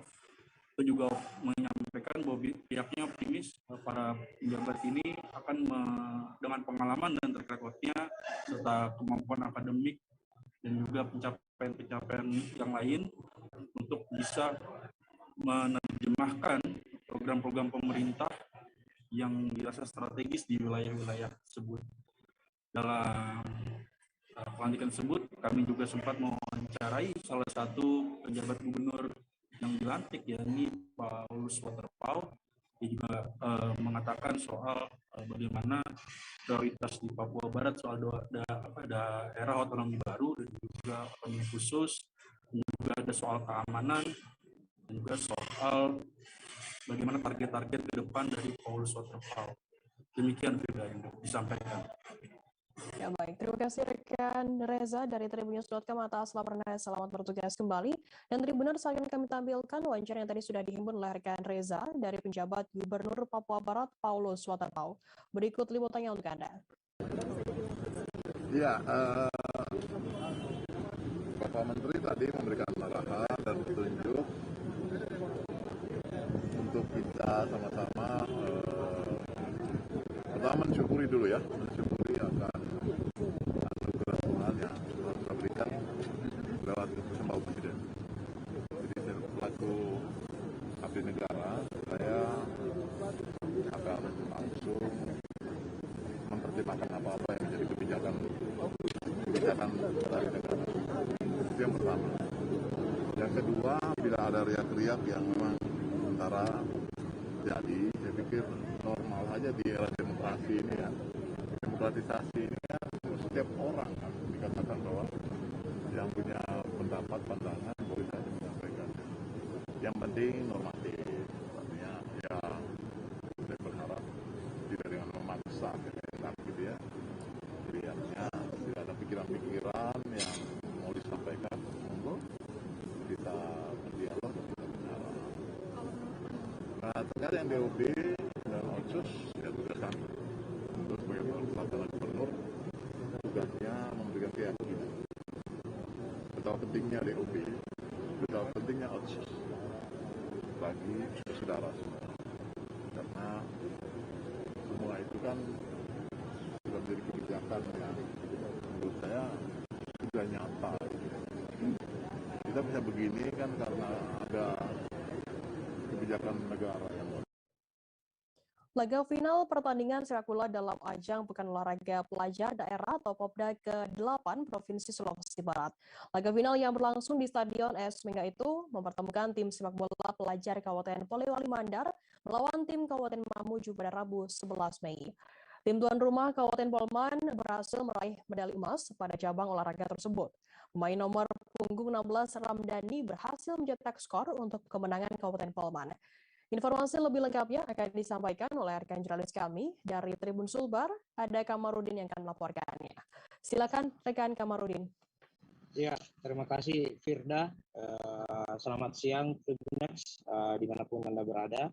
Dapat saya laporkan bahwa laga partai final pertandingan sepak bola dalam ajang Pekan Olahraga Pelajar Daerah atau Popda yang ke-8 Provinsi Sulawesi Barat ini juga sekaligus menutup Popda yang ke-8. Laga final yang berlangsung di Stadion S Mengga, Kecamatan Polewali, Kabupaten Polman tersebut itu mempertemukan antara tim pelajar dari Kabupaten Polman dan melawan tim dari Kabupaten Mamuju. Tim Kabupaten Polman berhasil keluar sebagai juara 1 usai Ramdhani nomor punggung 16 mencetak skor kemenangan untuk Kabupaten Polman tersebut. Memanfaatkan hadiah penalti, skor bertahan hingga wasit membunyikan peluit akhir. Untuk itu tim dari Kabupaten Polman berhasil meraih medali emas, sementara tim dari Kabupaten Mamuju harus puas meraih medali perak. Sementara untuk Kabupaten Majene sendiri berhasil meraih medali perunggu usai mengalahkan tim dari Kabupaten Pasangkayu setelah dengan skor 2-1 pada laga semifinal. Terlihat juga dalam usai laga Polman melawan Mamuju ini, Bupati Polman Ibrahim Masdar turut hadir bersama dengan wakil Bupati Majene. Terlihat Bupati Polman memberikan sejumlah uang kepada pemain dan juga pelatih sebagai bentuk apresiasi kepada atas tim Kabupaten Polman. Sebagai informasi Firda bahwa usai laga partai final ini juga menutup Popda yang ke-8. Untuk diketahui juga bahwa Kabupaten Majene berhasil keluar sebagai juara umum pada Popda yang ke-8 ini dengan perolehan 5 medali emas, 4 perak dan juga 3 perunggu. Sementara Kabupaten Polman sendiri harus puas berada di peringkat kedua dengan raihan medali emas 4 emas, 4 perunggu dan 4 perak. dan juga untuk peringkat ketiga diraih oleh Kabupaten Mamuju dengan 3 medali emas. Salah satu ketua IPSI atau PLT ASKAP atau Asosiasi Kabupaten Mandar mengatakan bahwa beberapa pemain yang diturunkan dalam Popda ini juga akan dipersiapkan untuk berlaga pada Porprov pada Oktober 2022 mendatang. Sekian, Firda. Ya, baik, terima kasih rekan jurnalis dari Tribun Sulbar Kamarudin atas laporannya. Selamat bertugas kembali. Kita beralih ke informasi selanjutnya, saudara. Untuk mengantisipasi meluasnya penyebaran wabah penyakit mulut dan kuku atau PMK, pihak kepolisian memperketat pengawasan keluar masuknya angkutan yang membawa hewan di perbatasan Aceh, Sumatera Utara. Selain perbatasan, pengawasan juga akan dilakukan pada setiap rumah potong hewan atau RPH, di mana setiap hewan yang masuk rumah potong harus memiliki surat keterangan sehat dari puskeswan. Informasi lebih lengkapnya akan disampaikan oleh rekan jurnalis kami dari Serambi News Indonesia, ada Subur Dani akan melaporkannya. Silakan rekan Subur. Ya, halo Firda. Tribuners semuanya yang dari Aceh kami laporkan bahwasanya pihak kepolisian Polda Aceh sejak Selasa malam sudah mulai memberlakukan penyekatan perbatasan khususnya di Aceh Tamiang yang berbatasan langsung dengan Sumatera Utara. Penyekatan ini dilakukan Firda untuk memeriksa semua hewan yang diangkut atau masuk Aceh yang dibawa dari Sumatera Utara. Penyekatan Firda dilakukan seperti kita tahu untuk mengantisipasi penyakit mulut dan kuku PMK yang saat ini sudah menjangkit 1000-an sapi di Kabupaten Aceh Tamiang. Juga saat dilakukan penyekatan Firda di Kabupaten Aceh Tamiang yang berbatasan langsung dengan Sumatera Utara, pihak kepolisian dari Polres Aceh Tamiang dibantu oleh pihak Polda Aceh itu memerintah beberapa truk ataupun mobil pick-up yang membawa hewan sapi atau lembu itu untuk mutar balik ke arah Sumatera Utara karena pemilik atau pengangkut hewan dimaksud tidak bisa menunjukkan surat sehat dari hewan yang dibawa tersebut. Kemudian juga kami informasikan bahwa Polda Aceh saat ini juga masif melakukan pengecekan semua hewan ternak khusus sapi ya di seluruh Aceh. Sebagaimana ini perintah langsung oleh Kapolda Aceh untuk semua jajarannya untuk melakukan pengecekan semua hewan agar tidak mewabahnya penyakit mulut dan kuku yang disebabkan dari hewan tersebut. Juga kami informasikan Firda hari ini dijadwalkan Menteri Pertanian ya akan berkunjung ke Aceh untuk meninjau langsung perkembangan bagaimana penyakit mulut dan kuku ini mewabah di Aceh Tamiang. Sekian Firda dari Aceh. Ya, baik. Terima kasih rekan jurnalis dari Serambi News Indonesia atas laporan Anda. Selamat bertugas kembali. Kita beralih ke informasi selanjutnya. Saudara, sebanyak 4 jendela kaca SMA Negeri Harekakae pecah dirusak oleh orang tak dikenal. Kepala Sekolah SMAN Harekakae Robertus Briatahu kepada Pos Kupang di halaman depan Mako-Polres Malaka pada Rabu 11 Mei membenarkan kejadian tersebut. Yang menuturkan sebanyak 4 jendela kaca dirusak dan pihaknya saat ini sudah melaporkan kejadian tersebut ke pihak kepolisian. Informasi lebih lengkapnya akan disampaikan oleh rekan jurnalis kami dari Tribun Flores, ada Oris Goti yang akan melaporkannya. Silakan rekan Oris Goti. Baik, Firda dan Tribuners sekalian, benar bahwa ada kejadian yang cukup mengejutkan di Kabupaten Inde, tepatnya di Kecamatan Maurole, di mana pada Selasa 10 Mei 2022 itu ada warga setempat yang membawa atau menggotong jenazah ke kantor polisi di Polsek Maurole. Nah, jenazah itu diletakkan di depan ruang SPKT. Nah, kejadian itu, Firda dan Tribuners sekalian, itu berawal dari peristiwa pada 1 April 2022, di mana jenazah atas nama Kofridus Poto Sebelumnya pada 1 April 2022 itu menjadi korban peristiwa pengeroyokan di Desa Loboniki, Kecamatan Maurole. Pasca peristiwa itu, korban bersama keluarga langsung melaporkan peristiwa itu ke pihak Polsek Maurole. Selanjutnya pada 26 April pihak polisian memanggil korban untuk melakukan pemeriksaan. Namun pemeriksaan terhadap korban itu tidak terkait dengan peristiwa pengeroyokan, tetapi terkait dengan peristiwa pengerusakan kendaraan bermotor, di mana sebelum peristiwa pengeroyokan tersebut korban sempat terlibat kasus pengerusakan motor dengan salah satu pegawai koperasi setempat yang datang untuk menagih angsuran terhadap korban.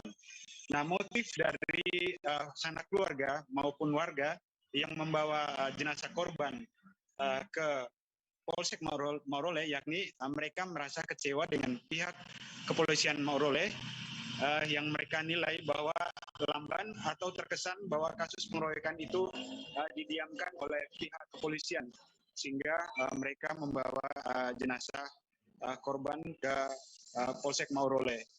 Namun tidak dipastikan bahwa atau belum bisa dipastikan bahwa korban meninggal dunia akibat dikeroyok, karena peristiwa pengeroyokan itu sendiri terjadi pada 1 April 2022.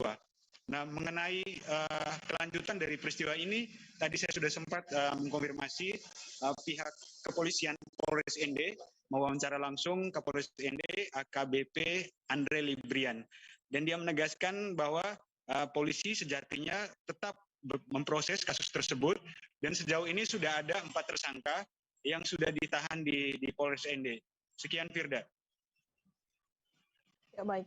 Terima kasih rekan jurnalis dari Polres Kupang, Tribun Forest, ada Oris Goti atas laporannya. Selamat bertugas kembali, dan Tribuners akan kami tampilkan wawancara dari Kapolres ND AKBP Andre Librian. Berikut liputannya untuk Anda.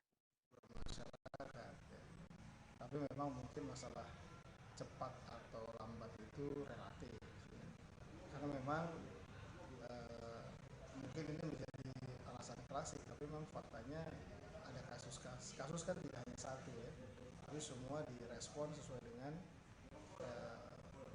pengaduan yang masuk ke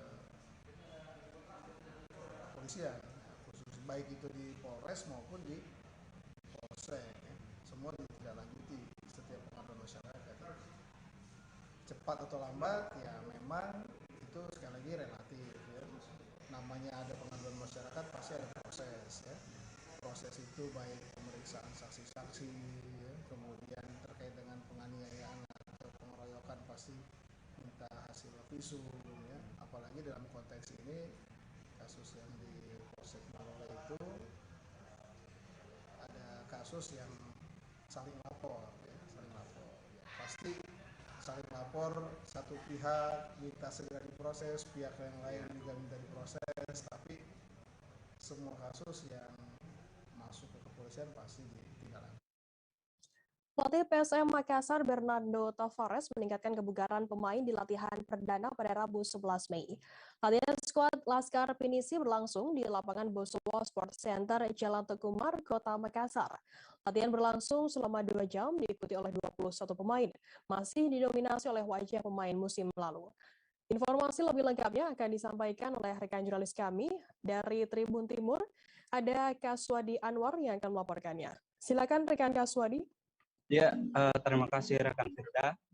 Kemarin skuad PSM Makassar mulai memanaskan mesin menghadapi musim depan, karena tim yang berjuluk Laskar Pinisi ini akan menghadapi 2 kompetisi di musim mendatang, yakni AFC Cup yang akan berlangsung pada 24 Juni hingga 30 Juni, kemudian dilanjut Liga 1 yang dijadwalkan bergulir pada 27 Juli 2022.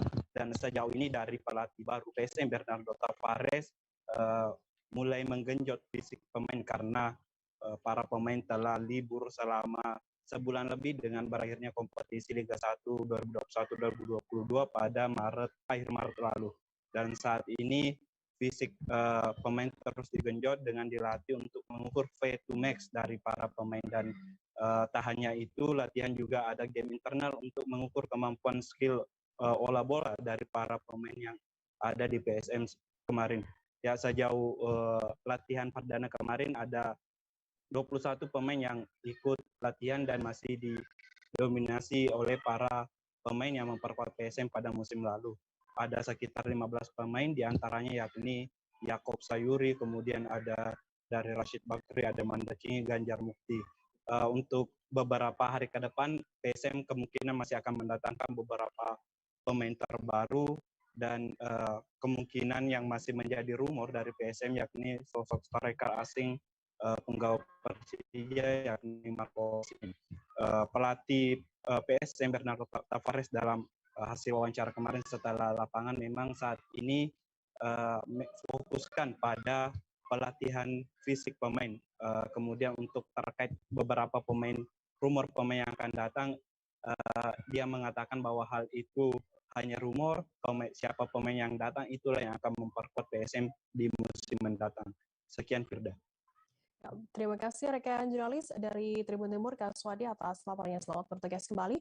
Dan Tribuners, jurnalis kami tadi juga sudah menghimpun keterangan dari pelatih PSM Bernardo Tavares.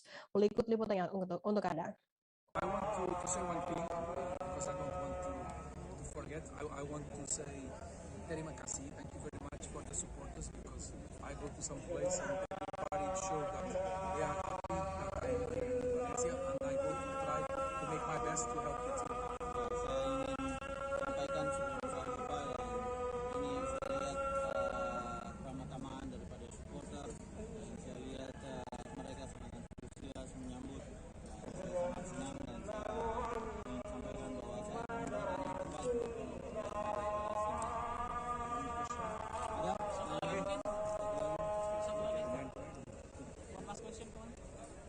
yang terbaik mungkin pemain berapa yang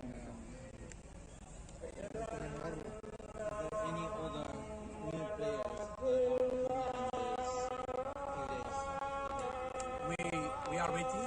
We cannot say that can player X or A or B, because just when the player arrive, we can have sure that. Ya, pada saat pemain itu datang, pemain itu akan datang. Kita tidak bisa terlalu gambar-gambarkan ini mau datang, itu mau datang. Pada saat mereka datang, kalian akan tahu mereka datang. You can make the rumors that you make, because some people go to show me if this player come, if that player come. And sometimes I don't know the player, so all the player can come. Kalian bisa membuat rumor yang kalian bisa buat, buatin aja. Itu penting membuat kerjaan kalian. Tapi bahkan saya pun pada saat saya baca berita-berita yang memang saya mengerti, kadang-kadang saya tidak tahu informasi. Dalam upaya penanganan hepatitis misterius, Rumah Sakit Adam Malik Kota Medan sedang menyiapkan ruangan khusus. Menurut Direktur Pelayanan Medik Keperawatan Penunjang Kesehatan Rumah Sakit Adam Malik, Fajinur, mengaku ada 15 ruang untuk tahap awal penanganan hepatitis misterius ini. Disediakannya ruangan ini disebabkan karena saat ini pihak rumah sakit menemukan pasien probable hepatitis misterius. Informasi lebih lengkapnya akan disampaikan oleh rekan jurnalis kami dari Tribun Medan, ada Anissa yang akan melaporkannya. Silakan rekan Anissa. Baik, selamat siang Firda dan Tribuners, bahwa baik saat ini kondisi penyakit hepatitis misterius di Provinsi Sumatera Utara ditemukan 2 kasus probable hepatitis misterius. Artinya probable ini masih dalam pencarian lebih lanjut terkait penyebab dari hepatitis ini. Nah, satu di antara 2 pasien ini telah meninggal dunia beberapa hari lalu, dan satu lagi masih dalam proses penanganan. Untuk pencegahan lebih awal, itu beberapa rumah sakit telah menyiapkan persiapan awal untuk kesiagaan dari hepatitis misterius. Sebab dari 1 pasien yang masih dirawat di rumah sakit Adam Malik ini masih dalam proses lebih lanjut, di mana untuk darah dari pasien tersebut di atas 500, yang artinya itu sudah mengarah ke gejala hepatitis misterius. Maka dari itu pihak rumah sakit menyediakan 15 kasur untuk penjagaan awal dalam penanganan hepatitis misterius ini. Selain itu, untuk Rumah Sakit Adam Malik sendiri juga menyediakan pengobatan secara signifikan baik terhadap pasien yang masih hepatitis A, B, dan hingga E seperti itu. Nah, untuk beberapa rumah sakit lain juga telah menyediakan beberapa perawatan awal, yakni mulai dari persiapan kasur dan ventilator dan sebagainya. Sementara untuk saat ini Dinas Kesehatan Sumatera Utara juga menghimbau kepada seluruh rumah sakit untuk menjadi rumah sakit yang ada di Kota Medan menjadi rumah sakit rujukan, sehingga beberapa rumah sakit yang ada di Kota Medan ini telah menyediakan peralatan awal untuk penanganan hepatitis misterius seperti ini, Kak. Kembali ke Firda. Baik, terima kasih rekan Anissa dari Tribun Medan atas laporan Anda. Selamat bertugas kembali. Dan Tribuners, akan kami tampilkan wawancara yang tadi sudah diimbun oleh rekan Anissa dari Direktur Pelayanan Medik Keperawatan Penunjang Kesehatan Rumah Sakit Adam Malik, Fajri Nur. Berikut liputannya untuk Anda. Dulu punya ruang isolasi untuk COVID, namun untuk kasus hepatitis ini yang tidak diketahui penyebabnya, kita sudah siapkan 15 tempat tidur ya, 15 tempat tidur di area yang sudah kita tentukan, gitu. Dan itu fasilitas mulai dari hal yang biasa sampai ventilator itu siap kita di situ, dan monitor yang khusus 24 jam full. Pembiayaan sudah ditanggung rumah sakit? Pembiayaan kita masih lakukan subsidi dari rumah sakit. Jadi dalam hal ini kita tidak ya, jadi memang apa yang dibutuhkan oleh pasien, pemeriksaan kita siapkan semua, dan tentu berkoordinasi dengan dinas provinsi. Jadi total dokter yang menangani kasus ini berapa, Dok? Ya. Total dokter dan perawat yang menangani kasus ini berapa, Dok? Nah, dokter tadi sudah diberitahu oleh Dr. Ade Rahmat ya. Jadi itu ada berapa divisi, mungkin sekitar 28 orang. 28 orang dan kita siap. Sekaligus perawat ya, Dok? Ya. Sekaligus perawat. Iya, perawatnya juga. Sebanyak 4 jendela kaca SMA Negeri Harikakae pecah dirusak oleh orang tak dikenal di Desa Harikakae, Kecamatan Malaka Tengah, Kabupaten Malaka.